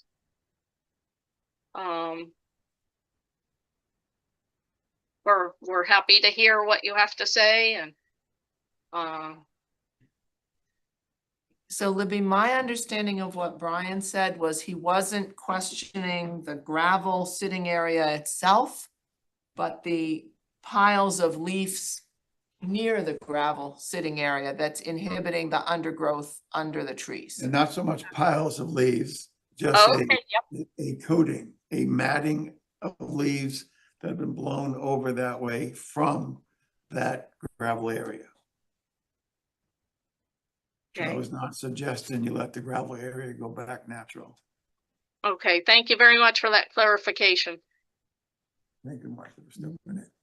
So I found permits from the building department and the conservation commission for the conversion of the deck and the shed. On the back right. Okay. So the shed has a permit and the deck has a permit. That's good. Those are the two biggies. How is that paver patio grill area in the jurisdictional area? Is it that seems to be would be on the back of the house? No, it's on the side of the house and it's, as far as I can see, within the 35-foot zone. It's outside the 25-foot, but it's inside the 35-foot. Yeah, so Isn't we that supposed to need, be no structure? unless you got a variance, homeowner getting a variance, but you know, usually like that kind of hardscape is sometimes goes through without conservation's approval because there's no building a permit needed, but that seems to need a gas permit, so I'm kind of surprised that it's not in here somewhere. Do you have any idea when the extra 10 feet was added to the bylaw? Oh, that's an interesting question. I don't know. Because that last revision was 2014. I've never gone back to look at the previous one.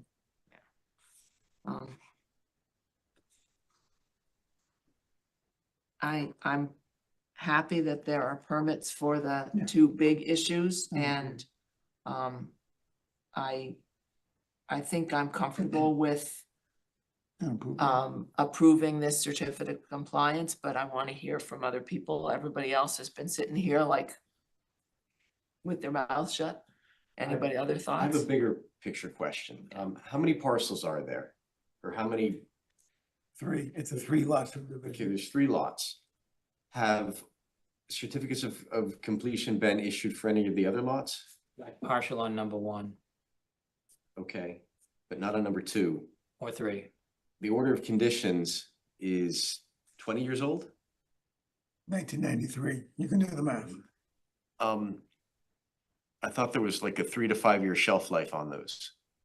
And if they get extended, The order of conditions, yes, well, they can't do any work, but they can get a certificate of compliance at any time.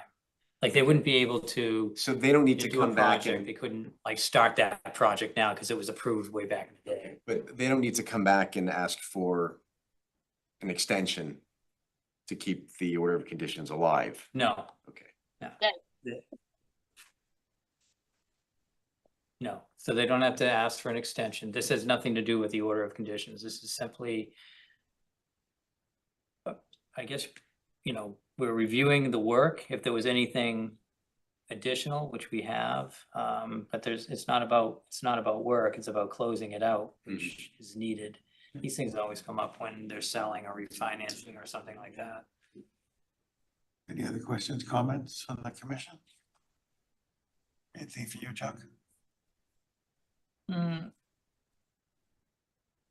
You know, I am concerned that, that we can't find anything on the paver patio and it crosses the 35-foot line. Even a variance would help. We have other patios in town that we've been not happy with that were just appeared and they shouldn't be there.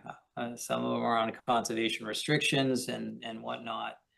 I don't know, you know, what to do about it, but it would be nice to have a variance request. For that, I don't know if it's appropriate after the fact. And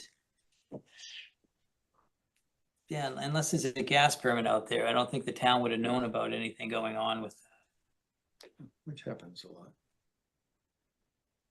Yeah, so that's my only comment. It's just that one aspect. I do believe we found the rest and there's a pile. I expect you're going to say that gets moved. Yeah, again, not a pile, a general matting down of Alright.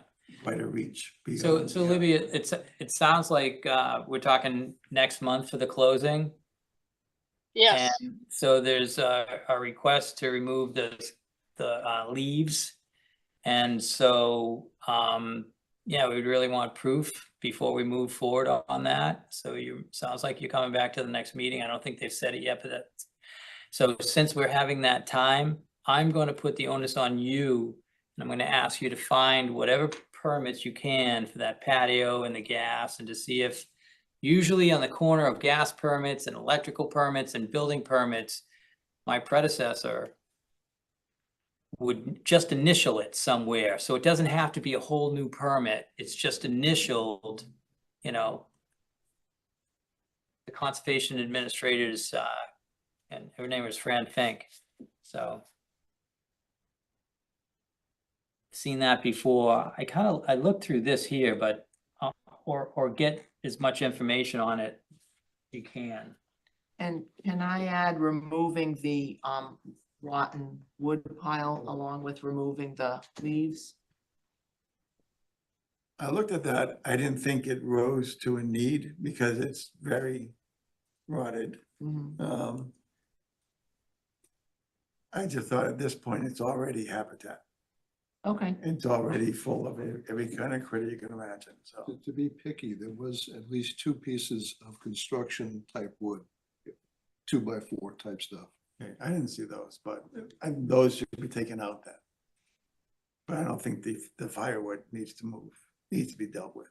was the construction wood new or old and rotted also? It was underneath the pile of regular lumber type. What the firewood was sitting on.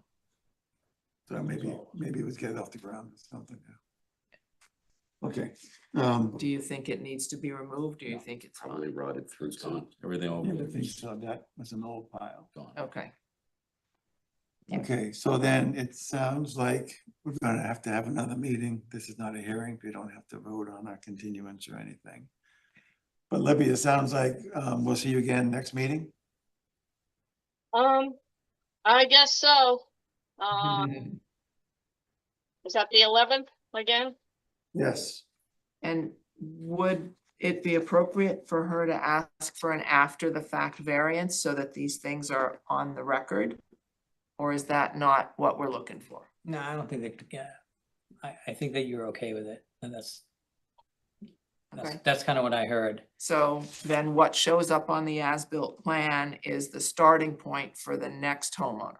Yeah, And they're not gonna go and pave the gravel area behind, et cetera, without coming for a permit. so, yeah, so what do we have? Clean up the leaves, and then I said, find out about the patio paver area. And the gas But we line. don't need a variance. So maybe that washes that out, and it's just the leaves now. And so if it's just the leaves, you could approve it, and Libby could have whoever's doing the work, send her a picture and you send it to me, and then I would issue. We could do something like that, and that would save another meeting. I'm okay with that. Everybody else okay with that? Yeah, Sure, when we do that, then that's better. All right, do we need to add the gas grill kitchen thing in as number 8 on the letter? Or is that a wash? Libby, would it be easy to add the gas grill onto the letter? And resubmit that? It just seemed like one additional item Yeah, I should be. on site wasn't noted. So could you note the gas grill and patio?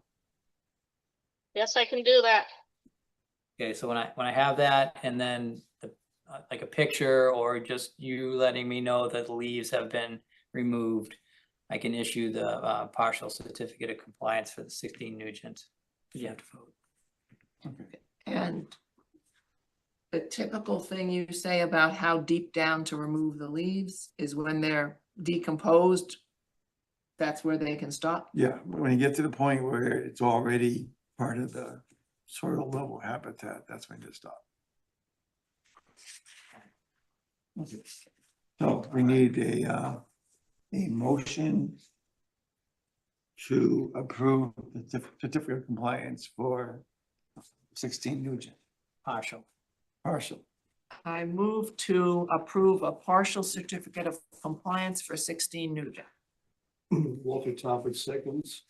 Walter Talbot approves. Tony Rotalakis in favor. Tim Michelle in favor.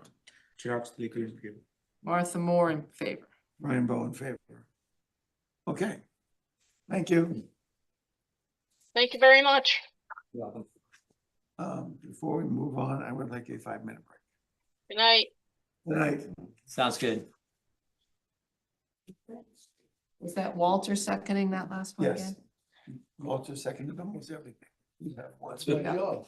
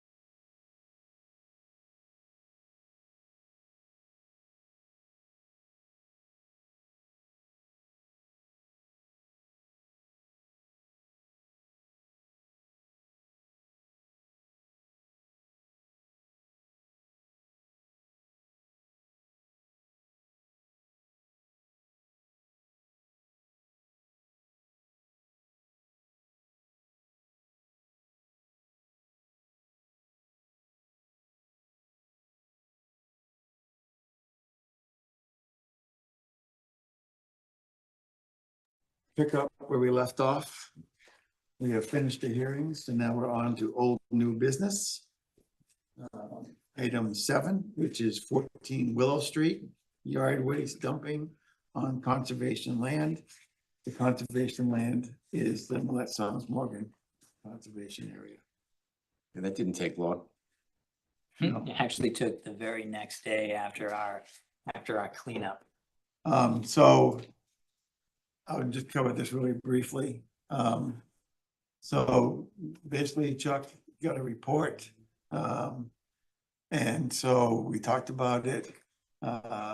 He generated a letter, which I hand delivered to the homeowner.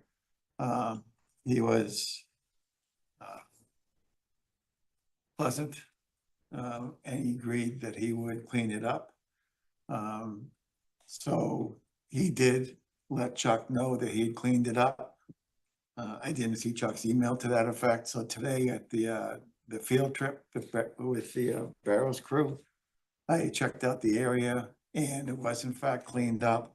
The other item was they had a small donkey statue that was on conservation land too. He moved that back against his fence. He happened to be out cutting his yard. So I waved to him and he shut it down and I thanked him for actually picking it up. So from my perspective, this is a done deal, close and done with. Okay, Great. okay.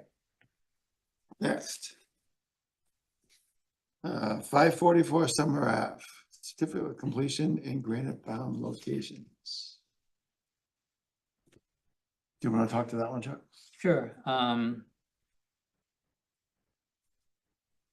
So here's the site, 544 Summer Ave is right here.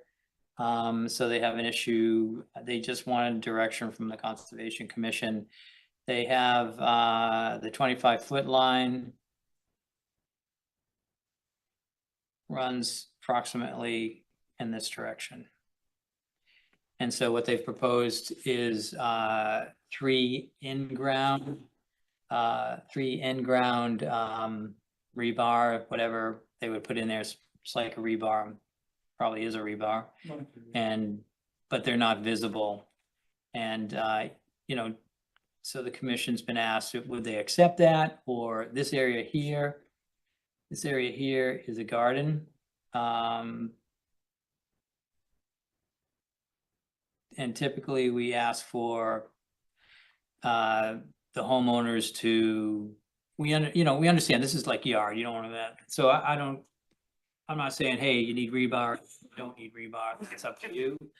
But it would be nice to know that there's a visible above ground monument at the end of this yard, right at the property line. That would be my suggestion. But he's asking for everything below ground, flush or below ground. And we do try and be consistent. I will say that in a number of other properties where one of the markers would fall somewhere on the lawn, people were afraid of kids falling into it, difficulty mowing, et cetera, et cetera.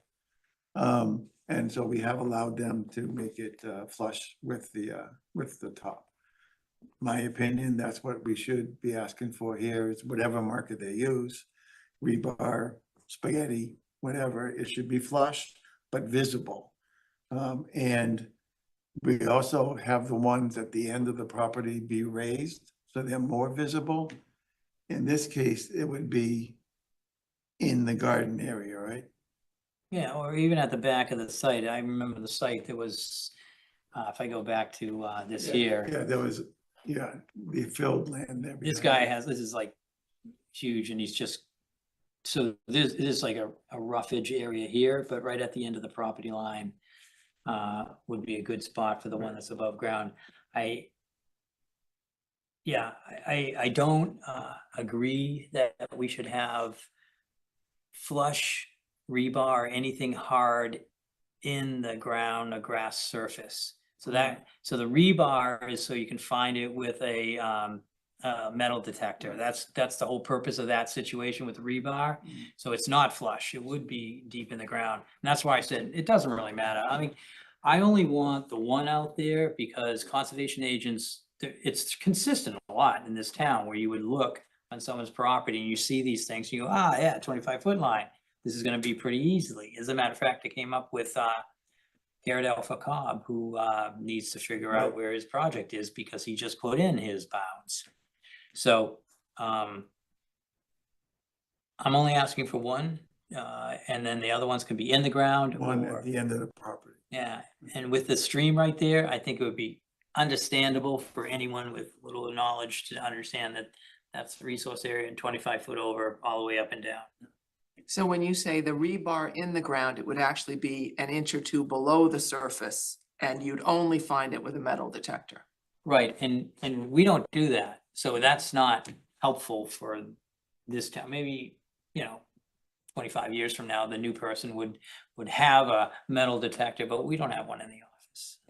I'm just thinking back to the guy at the very north end of Main Street who was That you just talked asking about. about. No, that's on the right side. I'm thinking on the left side, Oh, near, with the backed trees. up to Marion Woods with the Yeah, trees. okay. And we could look and we could see a rebar sticking up that was, I think, the property boundary and not the 25-foot line. But it was like 3 feet off the ground, it was a big piece of pipe. And that's what I was picturing when you were talking about rebar is Me too. Pipe That's what I was picturing. That's the that's only one I was marking seeing. the corner of the property. Yeah, You're not putting a pipe in the middle of the backyard. If it was rebar, it would be underground.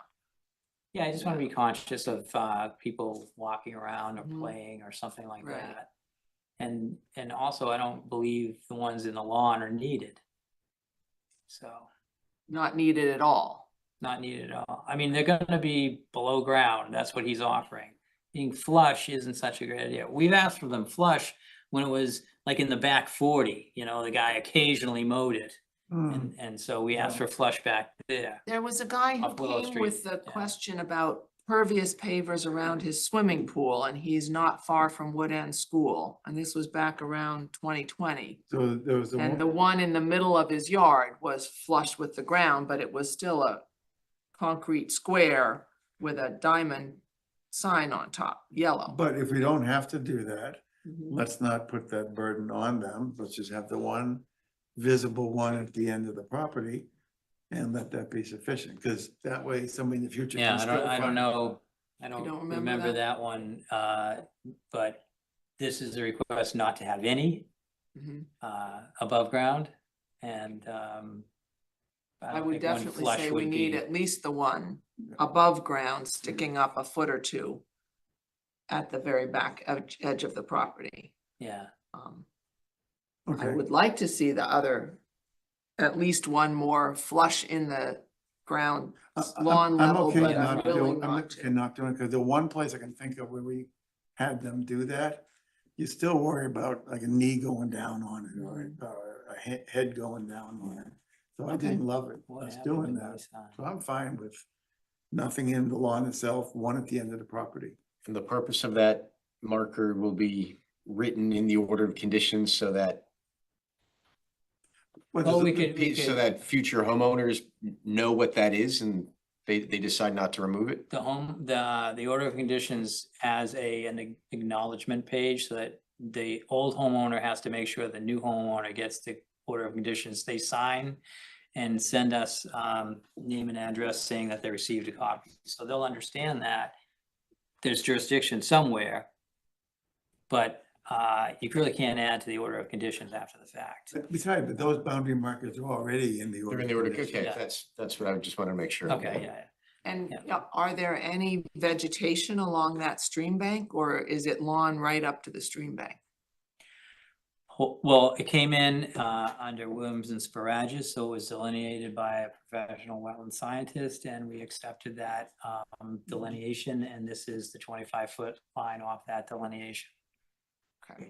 And I presume it was a project that we approved. I don't Yes. remember this project. It was the one where I coached the woman in softball, if you remember that, if that helps you any. Sorry, it Okay. doesn't, but I just thought that'd know. be a memorable fact. Yeah, for you, yes, for me, no. But I know that we often have asked for a vegetated buffer strip along a stream bank or a wetland boundary or something like that, and I'm just wondering whether we did. or So if this that is wasn't just in that simply case. what I asked. Yeah. Okay, this is not anything else. So we just need to know if it's above the ground or not. They're coming in after they get this answer with the certificate of compliance request and an as-built plan, and you can review the order of conditions. I didn't check any of that out, so I don't have no answers for you. But Okay, it just, Well, it's yes, not we helping, did. We yeah. had to- They had proposed some plans and we had to move it a little bit away from the. okay, so you remember that we did put in vegetation. Yeah, okay, Okay, I'm happy. all right, I got my answer. okay, we can move on. Do we need to vote or just was that consensus? No, that, I just need to let them know. Yeah, no, we're not accepting anything yet. Okay. Okay, 50 Johanna Drive. Continued to June 11th, so nothing there. JA Tree Service, which is tied to the one I just said, so I'm assuming that's also June 11th, Chuck. Yeah, Okay. so,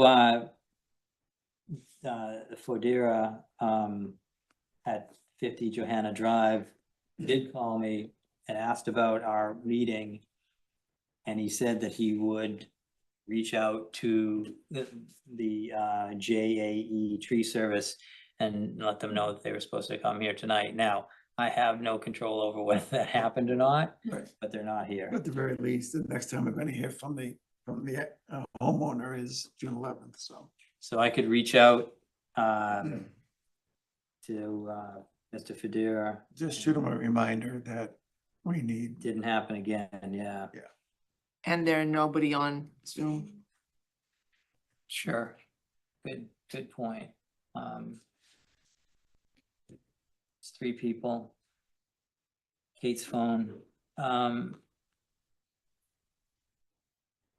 Is there anyone on Zoom that is representing JAE Tree Service? And if you could just use the raise hand functions, use the reaction button to do the raise hand function, we'll see. I don't see anyone making any, it's just RCTV and then Kate's phone. Okay, so let's move on then. So next is Martha's gonna be giving a presentation about CPA. This we've actually delayed a couple of meetings. No, this was the Okay. meeting I asked for. I prefer my story. Okay, I am changing hats. I am now the Conservation Commission representative to the Community Preservation Act Study Committee. And Chuck's gonna put my slides up, I hope. So do I. So keep, Okay. keep All rolling. right, so just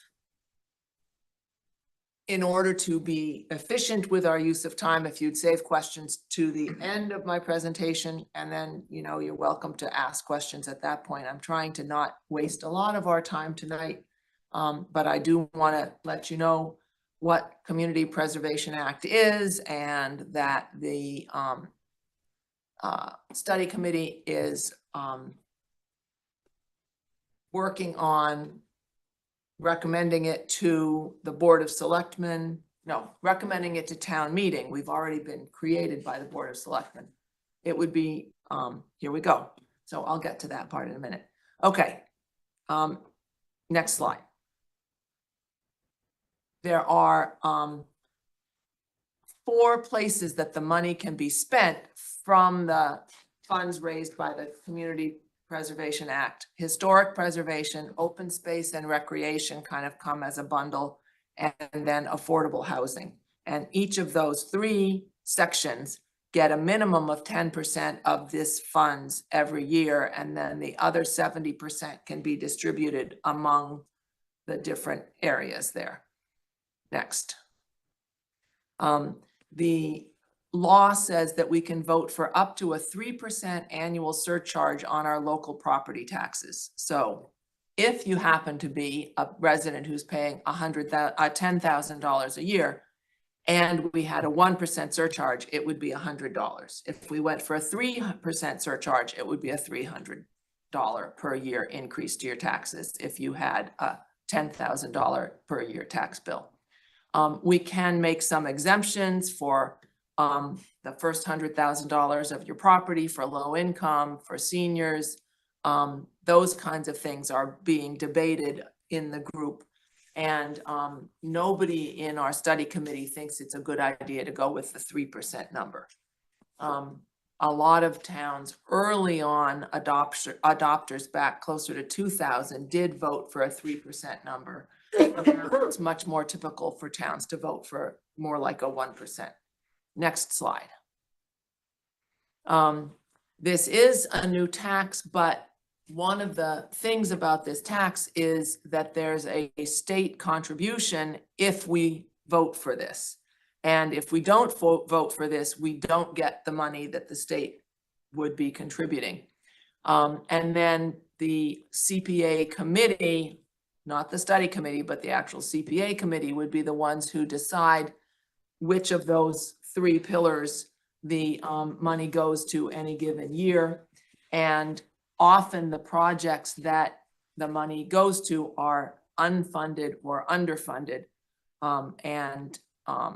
So examples of that are some of the recreation things that have been postponed, affordable housing, and historic preservation, along with open space. Next slide. Okay. Reading Open Land Trust I presented to last week wanted to know what kind of money we're talking about. And here are some possible numbers we're looking at, but it looks like we would be able to get somewhere in the ballpark of $1 million a year, depending on if we went for 1%, 0.5%, 1.5, it would vary.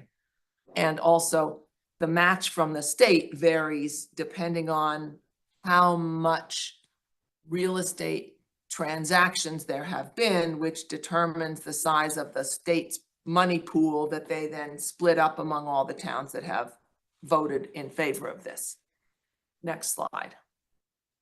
Okay, so we're aiming to present to spring 2026 town meeting and have it voted on during the state elections in November of 2026. The original goal was to vote in November of 2024, but we did not get formed in time to be able to do that. Next slide. Okay, some examples of ways the money could have been spent. These are the houses that were built on Grove Street where there used to be forest. If the town had had CPA money, we could have bought the 5 lots.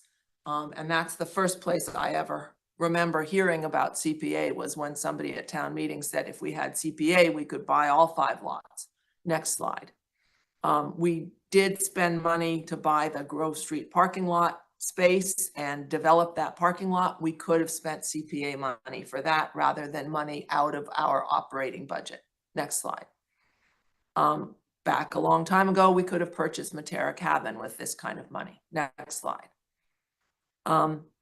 We made a $1 million match from the town to build the Millette Soms Morgan project, and the rest of the money came from state grants.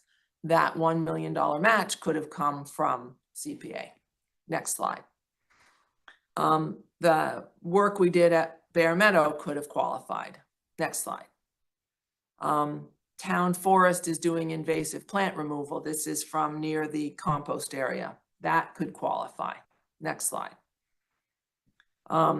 Tree replacement planting that we just have been working on could qualify. Next slide. This is not a bathroom, but it's to represent that the Town Forest Committee said they would love to be able to install bathrooms either at the Lot 5 parking lot or the fire circle.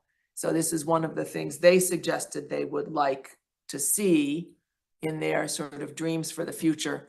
And so, yeah, that could qualify. Next slide. The boardwalk from Scrub Hill in the middle of the Town Forest out to Lynn Village Way is a dream of the Town Forest Committee. We could spend CPA funds for that. Next slide. They want to do some educational programming in the Town Forest. Maybe they could get CPA funds for that. Next slide. Signage. Next slide. Reading Open Land Trust. I put all their things on one slide. They would like to preserve more land. They have an idea of building a viewing platform over some of their property and creating some parking. And they think that those would be projects that maybe they could use CPA funds for. Next slide. We're planning to put a trail through the wetlands behind the Reading Center for Active Living. That money for that trail could be coming from CPA funds if we voted for it in time. Next slide. So now your ideas or your questions. And I'm gonna grab my notes. If you guys have any thoughts of things that you would like to see, I'd be happy to include them in my presentation that I will be making to the CPA study committee in June. Or if you have questions, I'll happily answer questions. You say CPA study committee. Mhm. If this happens, who's gonna be responsible for deciding how the funds are gonna be allocated? The select board appoints a committee that are the ones who actually hear the requests for the funds. Yeah, so the select board will appoint a committee, but there's certain groups that need to be on it. Conservation's one. That's why I asked Martha to be part of this initial role, because now Martha's all primed and ready and she understands the process. So they will be asking someone from conservation, from recreation, from historical. These are the components of what make up the buckets. And they were required to Housing. put, and housing, required to put 10 or 15% in each bucket, but they can keep the rest in a general fund. So they have options, but they're required to put just a certain amount in there. My dream, I have one dream, because I know that there's certain things you can do and there's certain things you can't do. I would go for a grant, I guess that's what they're called, to install new windows in the Matera cabin. And I think that's protecting the investment or protecting the structure which is allowed. So that would be one of my things, like where air conditioning, I've heard, is not an approvable CPA expenditure. It's funny you say that because I was thinking Matera, but I was thinking of things like fixing the porch, for example. You know, under your category of things that might have covered the deck we're gonna be putting in, Matera might have covered it.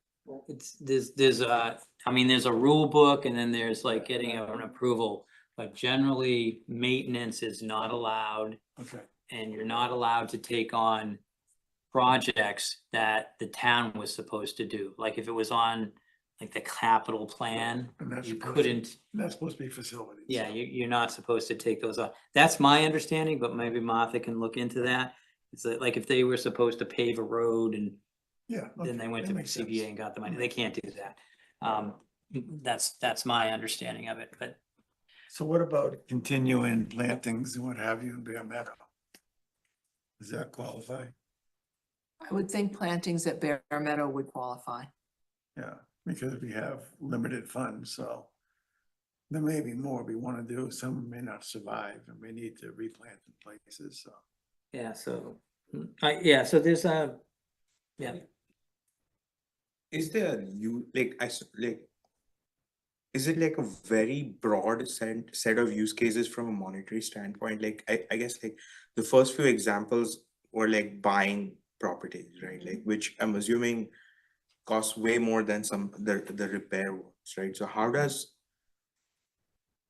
it seems like there's a pool of money that there's 1% going to be, you know, tax, but it's going to be used for an extremely diverse set of investments. Like I guess like so how does that, you know, like it just seems like it's two different committees that should be doing that, right? Like Yeah.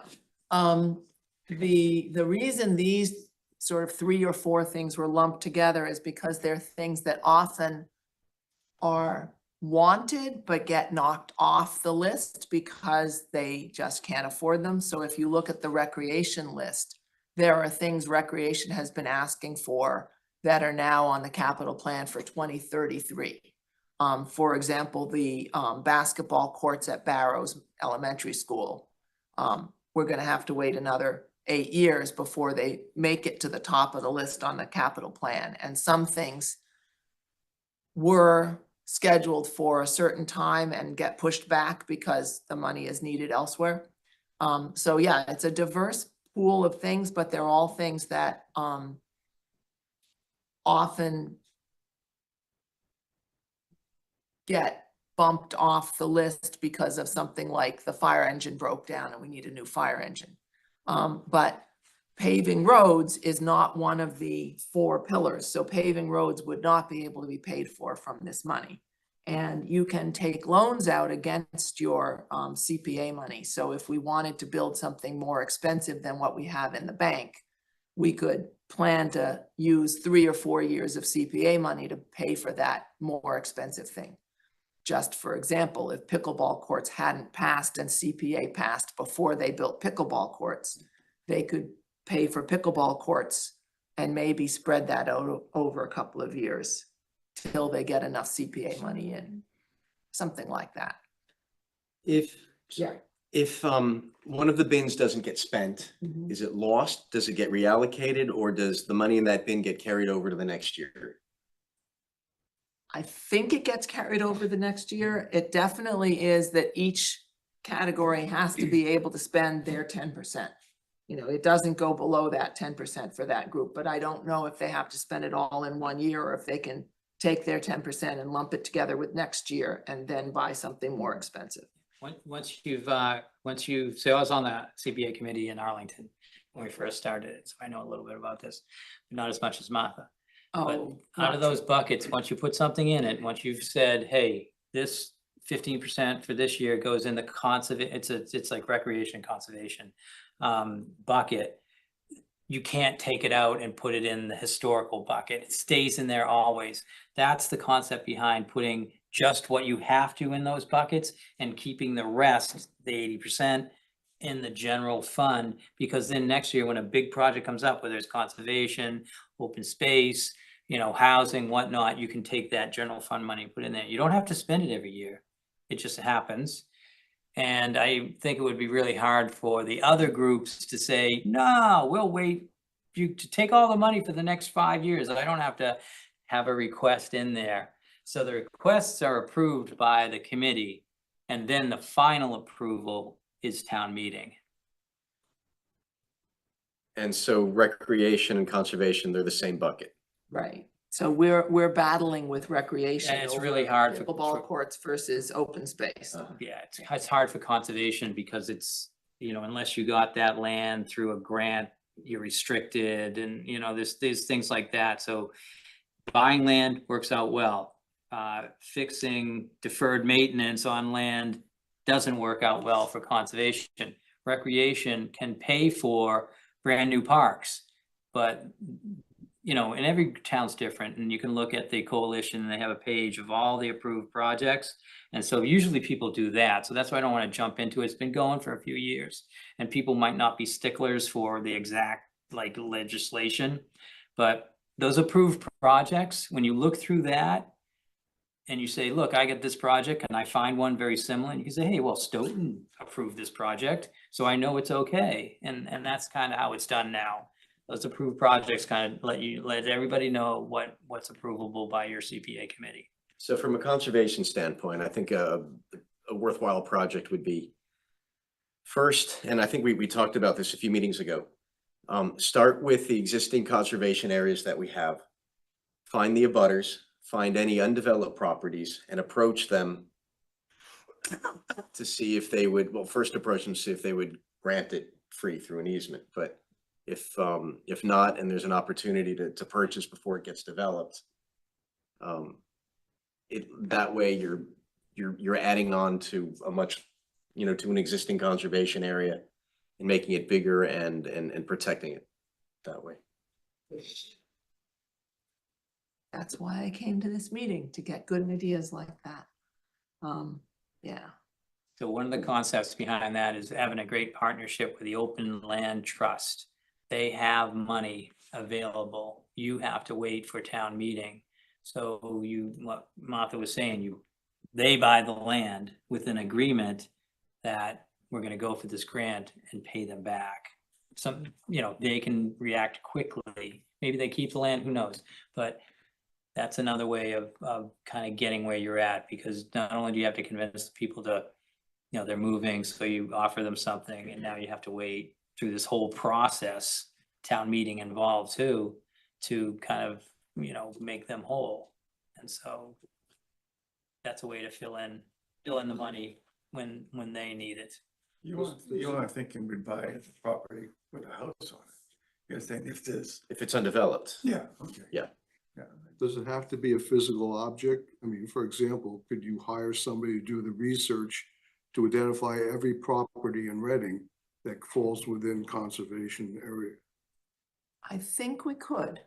There are definitely staff support categories that I've heard of that are CPA grants. It mostly was related to historic and having somebody do the archive research. But it sounds like what you're suggesting would apply. So are there other services you could use money for? Can you use it for services in general? I don't know the details of that. Okay, I mean, so I'm thinking things that we've talked about, a database of conservation areas that will allow us to visit them on a routine basis. Maybe even mapping of invasives around our areas, so we use it as a way to set up an attack plan. What about even removing of invasives as a service? That's definitely true, because the town forest could spend the money on removing invasives, so we could too. hire a rock star grant writer and quadruple your money. Yeah, because this can be used as a town's match for getting grants. So that is a way of getting the money multiplied. Yeah, so once it's And- opened up to services, that Yeah. probably gives us a cascade of ideas. Yeah, and just so you get a sense of this, Joe Carnahan is the chair of the CPA study committee, and he put together some numbers for the last 10 years. Reading has spent $10,000 of operational budget to do things that could have been CPA funded. Which means we could have gotten that same amount of work done and only spent 8 million out of our I'm gonna say operational budget. 10,000 wasn't No, working. 8 million. Or we could have done $12 million worth of work for the same 10 million we spent. Yeah. So, if you looked historically over the last 10 years, that's how the state matches added up. So it was a $2 million difference of state money that we left on the table that So, our residents are putting into the pool, but we are not drawing from that pool. So as more communities pass the CPA, that pool from the state diminishes? It doesn't diminish, it gets divided a smaller slice of the pie. So yes, for Reading, it diminishes. Yes, because when it first passed, the towns that passed it back when we first voted against it, they were getting 100% match back in, say, 2003, something like that. And, 100% match of a 3% thing on your taxes bought, say, the town of Falmouth a lot of open space. But we were voting on a high school rebuild at the same time we were voting on CPA, and the high school won and CPA didn't. So we're hoping that maybe people will look at it differently this time, and maybe we will stop leaving that money on the table and letting other towns get a bigger slice of the pie and leaving our could it be slice out. things, I mean, more mundane, but could it be, you said signage, would that include like signs for the conservation areas? The town forest committee requested that, so I'm So would thinking it include we could things also like request that. buying equipment for inside Matera? Say we wanted a big monitor in there, so when they have rental meetings, they can display things. It's a good idea. I don't know. And I don't know how that would work security wise, having a valuable Yeah. piece of equipment. I do know that Recreation was saying, could they use it to convert a grass field into a turf field?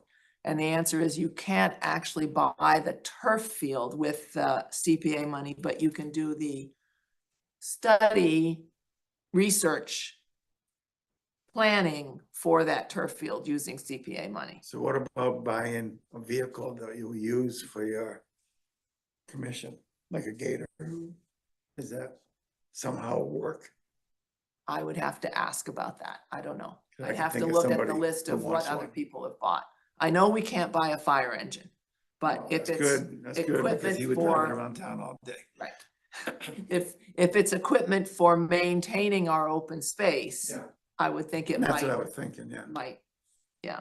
Could you build sidewalks so you can actually get to the open spaces without I don't getting know. killed by some of the drivers around here? I don't know. But I can ask. Okay, these are all So- great so- ideas. So where can we find this, rather than us just going, how about this, how about this? Where can we find the rules that dictate what's in, what's out? Community Preservation Coalition has a Okay. website, All right, CPC. And you can go on there and see all the projects that have been approved. And Okay. I think my time is up. I think that's great. Great. Okay, Thank you all for your ideas. thanks for your work. Even if you may not know as much as Chuck. Okay. So next, we need signatures for the deed on Zero Waverly. So we voted on this last time, but the meeting went Yeah, long. so please we don't need to fill out remember to sign anything them. other than your name. So no dates, Name and signature? yeah, printed and signature.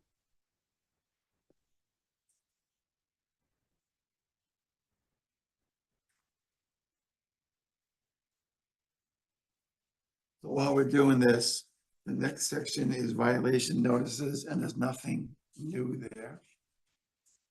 We already covered the Willow Street one. So that brings us to the conservation DPW meeting upcoming June 3rd. You think you can make that? I think I can be there. Commit, right? Well, we committed it late, so I need to check, but usually I can do that. So then administrators report. Chuck, since it was your brainchild, why don't you bask in the glory of the cleanup day? Yeah, so our So- Millet Songs Morgan cleanup day went really well. We had a good turnout, a group of Trails Committee members showed up and they put down probably 15 cubic yards of wood chips out of the 20 that were delivered. And they had to take it from Hunt Street all the way to Millet Songs and Morgan, which wasn't easy, over low spots and water and whatnot, but they got it all done. And then the rest of it was over the course of a couple weeks, some friends of, that really are friends of, every time they went down there, they would do 2 wheelbarrows full, and just dump it out. There may still be some left on the Hunt Street side. And that's what they did. Will Finch, longtime Trails Committee member, also used to be a conservation member, built a bridge about 8 feet long. He did that before the workday, but he still was part of the whole project. We had Chris Healy and his young daughter show up. We had Joe Fleury, his wife, and their young kids, and a bunch of kids, and other residents from town showed up, and we got rid of our a pile of stone that was to fill in the low spots on the ADA path. So crushed stone, and it's the same stuff that was out there. And that was taken all over the place, and we identified all these low spots where those were taken care of. We got rid of the wood chips on our side by doing the overlook trail that goes up and around by the retaining wall. And we moved around some big boulders to stop erosion from happening. We did some weeding on the pollinator garden. The pollinator garden was given probably in some areas 6 inches of topsoil. and planted. And so there's a pollinator garden out there now that's been planted. We cleaned out the forebay and you know, with Brian Bowe manning the leaf blower. So it was great. So we did have a great turnout. A lot of people showed up. We had a couple of kids from the high school that were trying to get onto the National Honor Society and volunteering their time. They were a lot of help. They picked up, they were dumping off wood chips on the way there and picking up material and bringing it back on the way back. So we needed more of those guys. Did a good job. So it was really good. I think it worked out really well. I think that that's an area where we can definitely count on those friends of Let Thompson Morgan to help us out in the future. They're very active and easy to reach out to, and they'll always get back to you. And we collected their names and email addresses. And you made it in the newspaper. And we all got in the newspaper, so here we are. I'm pretty disappointed that I wasn't front and center, just for the record. I know. That was good. It was another good event. And The commission has done. I do want to add to it that it wasn't just a cleanup, it was an extremely effective cleanup. And I use as an example, you know, the riprap retention area right by the parking lot. That was really filled in with leaves, and between people raking and then the leaf blowers and everything, that's down to the original rock looking state that it was in the beginning. And one of the people working, I think he's the neighbor who lives right there on the side. He was in landscaping at one time, among other things. So he's a more senior gentleman who was out there with 2 leaf blowers, just going like mad back and forth. But it was a very effective. And just to thank also the DPW who brought all your wood chips and then cleaned up the sticks, the rubble and the leaves. They were out there this morning cleaning up the pile of leaves that had been raked up. So now the parking lot looks beautiful. No leaves in the corners and no giant pile of leaves. I have to agree, but I did want to thank Kathy Kelly, the Trails Committee, John Castrinos, Chair of the Trails Committee, Joe Flory, who was just in a butter, came out, Mary Ellen O'Neill, me, Joe, and Mary Ellen. We were the ones that kind of put this together and kind of organized it. Joe did a lot of that work. It was really great. I do want to thank Jeff Cummings for really coming through for us and doing a lot of work. And I know Mike Hannaford had some material dropped off, but I did want to thank Mike Hannaford for this thing, because believe it or not, I was very surprised to know that I called Mike a day before. I didn't say this, but I needed an emergency load of wood chips up at the garden. And he had it done the next morning. So I want to thank Mike Hannaford for that too, because that was great. And I couldn't believe it. He just, next morning I come in with an email, bang, Okay, all set. time to move on. Yep, just wanted to get all those thank yous in.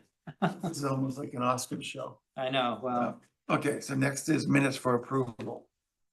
So per the new policy, can I have a motion to approve the minutes for 1/22/25?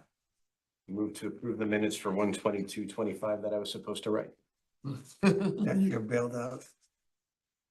I'll second that. Yeah, Walter Talbot's in favor. Tony Rotalakis in favor. Michelle in favor. Martha Moore in favor. Brian Rowe in favor. Okay, now let's address March 26th. Have a motion for March 26th approval. come back to me. I move to approve the minutes from March 26th.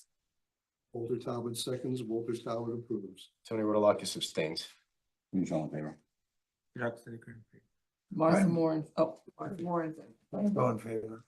Okay, April 9th. We have a motion to approve. I April move to 9th approve the minutes. minutes of April 9th. Walter Talbot seconds, Walter Talbot approves. Tony Rotalakis abstains. Michelle in favor. Martha Moore in favor. Brian Bowe in favor. Okay. April 23rd. I don't think we've got those yet. I didn't remember seeing Yeah. them, but. I think we've There only were got only up through three the ninth. attached to the notes. All right, so we're caught up. I mean, for the ones that have been created. Chuck, you wanted to jump in there? Yeah, if there's any, well, I need to ask the commission a question, kind of drawing this out right now. Just give me a second. Should be done in a second. He's using his artistic skills. We're all in trouble.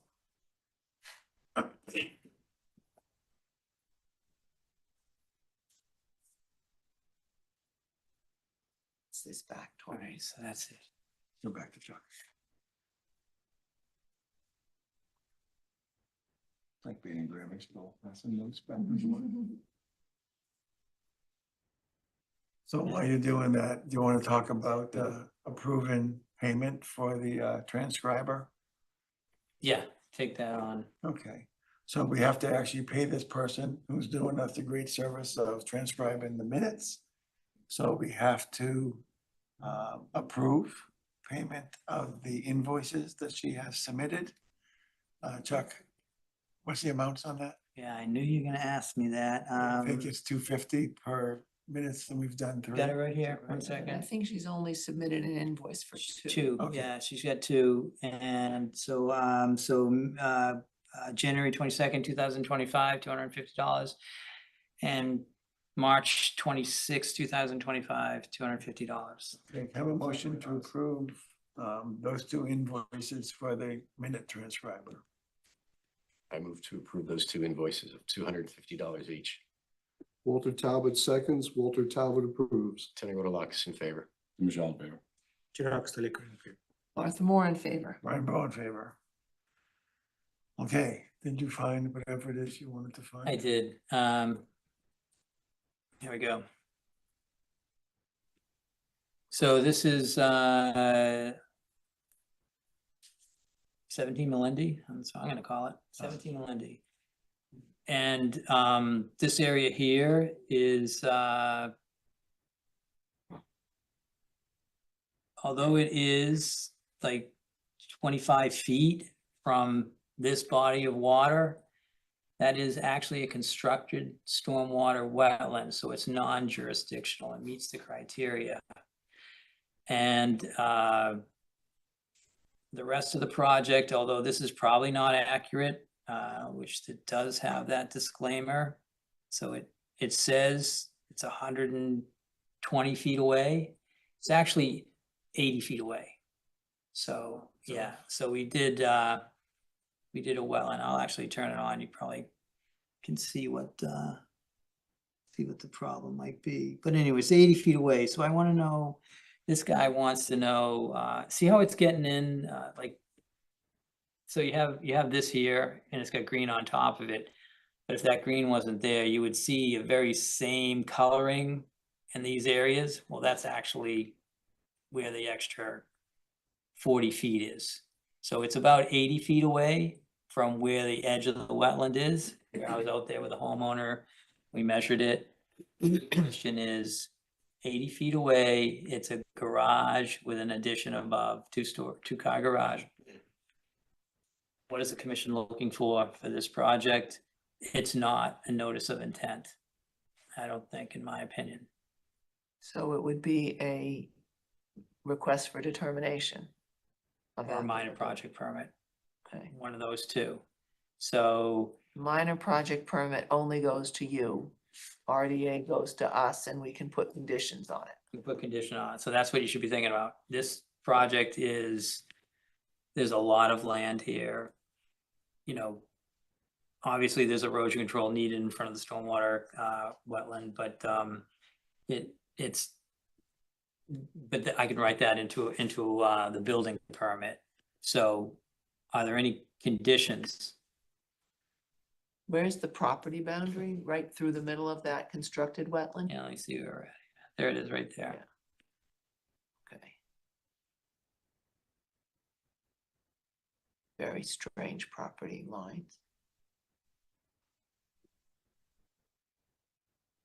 How does that count as a minor project? Just giving you options.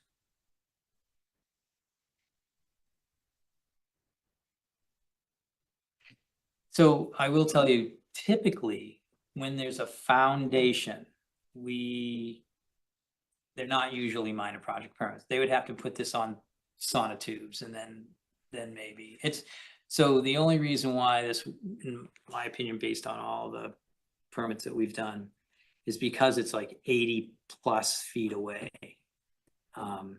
But consistently, it would be an RDA. I don't based see on, anything in the list of minor projects. It sounds. it sounds like this, yeah. Yeah, So what would be our what would be the basis? rationale? There's no conditions that you can think of that you would put on it, so it doesn't need to go to the Conservation Commission. Sorry. Well, that would be one of them. And then it's the fact that it's so far away, the fact that it's all lawn, so there's really nothing to protect. Except there's gonna be a lot of equipment moving around there, so you're not 60 feet, you're 40 feet. You're getting a little bit closer. I'd be more comfortable with an RDA. Okay. Oh, is it? Okay, I'm assuming that's forever. Yep, okay, great.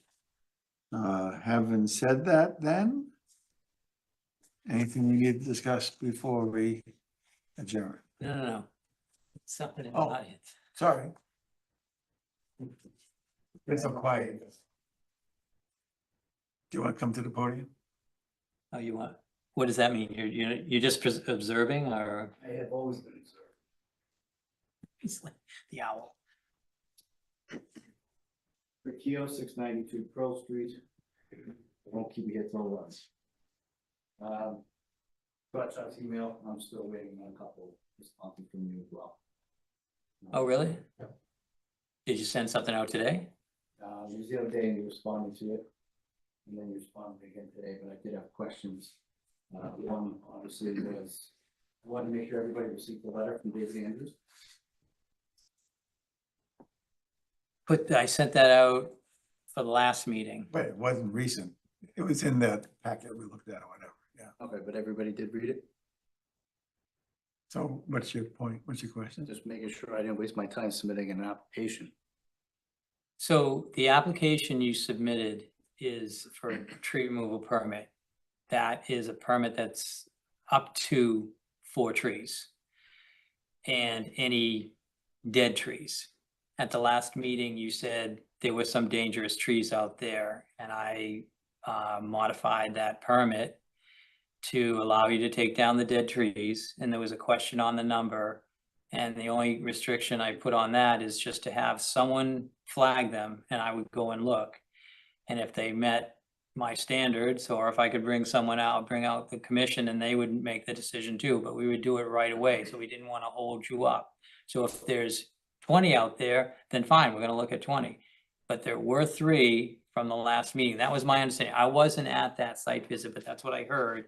I wanted to document it, memorialize it in the permit. So you're allowed right now to take down those 3 trees that were deemed dangerous. I just don't know what 3 they are. I know you said that, and my response was, we don't evaluate. So you're gonna have to, you're saying they're all dangerous. I read in your description, you said they're all dangerous. So I don't know if there's 20 trees, but let's say there's 20 trees. You said all of them are dangerous. We agreed to 3. So pick your 3. I would do it with your arborist. You said there's more out there, but from what I heard from the commission, they thought there were 3. So just mark them and I'll go and look at them and you can get that job done. That's what that permit's gonna allow you to do, because you can take down danger trees also under that minor project permit. But then I said, okay, if you're going to do, now you've taken down the dangerous trees, that's out of the way. If there's any other work you want to do for structures, for grading, for more trees, and these trees would be not dangerous trees, so there's time. that would come in as a different permit. Couldn't use the tree permit because you're not allowed to do the tree permit constantly. It's 4 trees, you wait 3 years, it could be 4 more. But you've used it, and so the next step would be a request for determination where the commission would go out and look at the trees that are, again, these are the non-dangerous ones, because you've gone through the steps of talking to the arborist again, flagging the trees, having me come out there, and then going for it. I think that process works well. I did notice from some other correspondence, I'm not sure or not, but I don't believe you're disputing the jurisdiction of the stream anymore. So if that's true, then, we can really get these trees out of the way and then figure out what else is needed. Is that your understanding? Because I know you left at the last meeting and then all hell broke loose, but I just want to know what you think. Disappointed, that's all. I really am. Northeast storm came last week. I was really praying one was gonna come down. Yeah. I'm very disappointed. Very. So that permit was, my comments were made on the 15th of this month. It's now the end of the month. But we're agreeing and you're saying they're dangerous trees. Now, not exactly for trees, but under our emergency permits and that we issue for other projects, DEP has told the Conservation Commission and the administrators that they need to be really real emergencies. You could have put in a permit within those 15 days and we could have been looking at all of this. So coming here under that process of the minor project permit isn't going to get you your whole project if it's 25 trees. Has to be the other way. The other thing that, since you're there and you're listening, I want to tell you, you've listened to 550, was it 550 West Street? That guy planted so much. He came in thinking this is going to be easy, but the commission really is responsible for protecting the habitat, the wildlife, and making sure all these things happen. We're supposed to understand what you want to do and help you do that, but also do the protection part also. So I would say, we're willing to work with you. I suggest that the request for determination of applicability would be the best route after you get the trees down, or however you want to handle it, and then the commission can take a look. But without knowing the whole project, I didn't see 25 trees. I haven't been there. I met you the day before or the day after you bought the house. I don't know what day it was, and I told you about the jurisdiction. I hope I haven't changed my story. The trees were at the same time, Chuck. Was that? You did acknowledge the size of the trees that day. Well, that doesn't mean anything. That doesn't mean that I agreed to taking them down. But what I'm asking you is, I told you about the jurisdiction. I told you about the process. I told you what was needed. And I haven't changed that story. It doesn't matter if a tree is big or small. It can be dangerous. But the commission hasn't gone out other than the last Monday to look. Really got to move this forward. It sounds like you're very determined to do this project. The tree permit is not the way to do it. It's for the 4 trees or the dangerous trees. And just because they're tall and next to your house, go to Matera Cabin. We have tall trees next to our cabin. We're not taking them down. They're healthy, safe trees. I do not want liability around my property. Like I've told you before, I know people that have been killed by pine trees. I have redwoods in the back of my yard. So we're waiting for Yeah. you to bring your RDA so we can vote on it. We can't vote on what you've brought so far. So we're sitting here, you come to every meeting But our hands are tied until you bring an RDA. So if you please bring us an RDA with a planting plan and whatever else is involved in an RDA, then we can have a conversation about it. But we can't do that until you present the right forms to us, because that's the way the process works. No one's holding you up on any of those dangerous trees that you've decided are dangerous or your arborist said. Those are free right now to be removed. So I don't see the liability on this commission or the town. Yeah, the one you showed us was right out near the street and has 2 trunks. That's the one I'm sure you showed us that was dangerous. You showed us some pictures 2 weeks ago of trees that I don't remember seeing particularly pointed out to us on the site visit, that those trees had those particular problems. And I wish you had pointed out those trees that you brought the photos of when we were at the site visit. I'm willing to believe they are there, but I didn't actually see them. I looked at all the trees and looked for whether they were straight, whether they had split trunks, things like that. But if there are trees like you showed us the photos of, where you showed there was a lot of bark missing, I would choose that as my dangerous tree if I'm picking, you know, if it were in my backyard.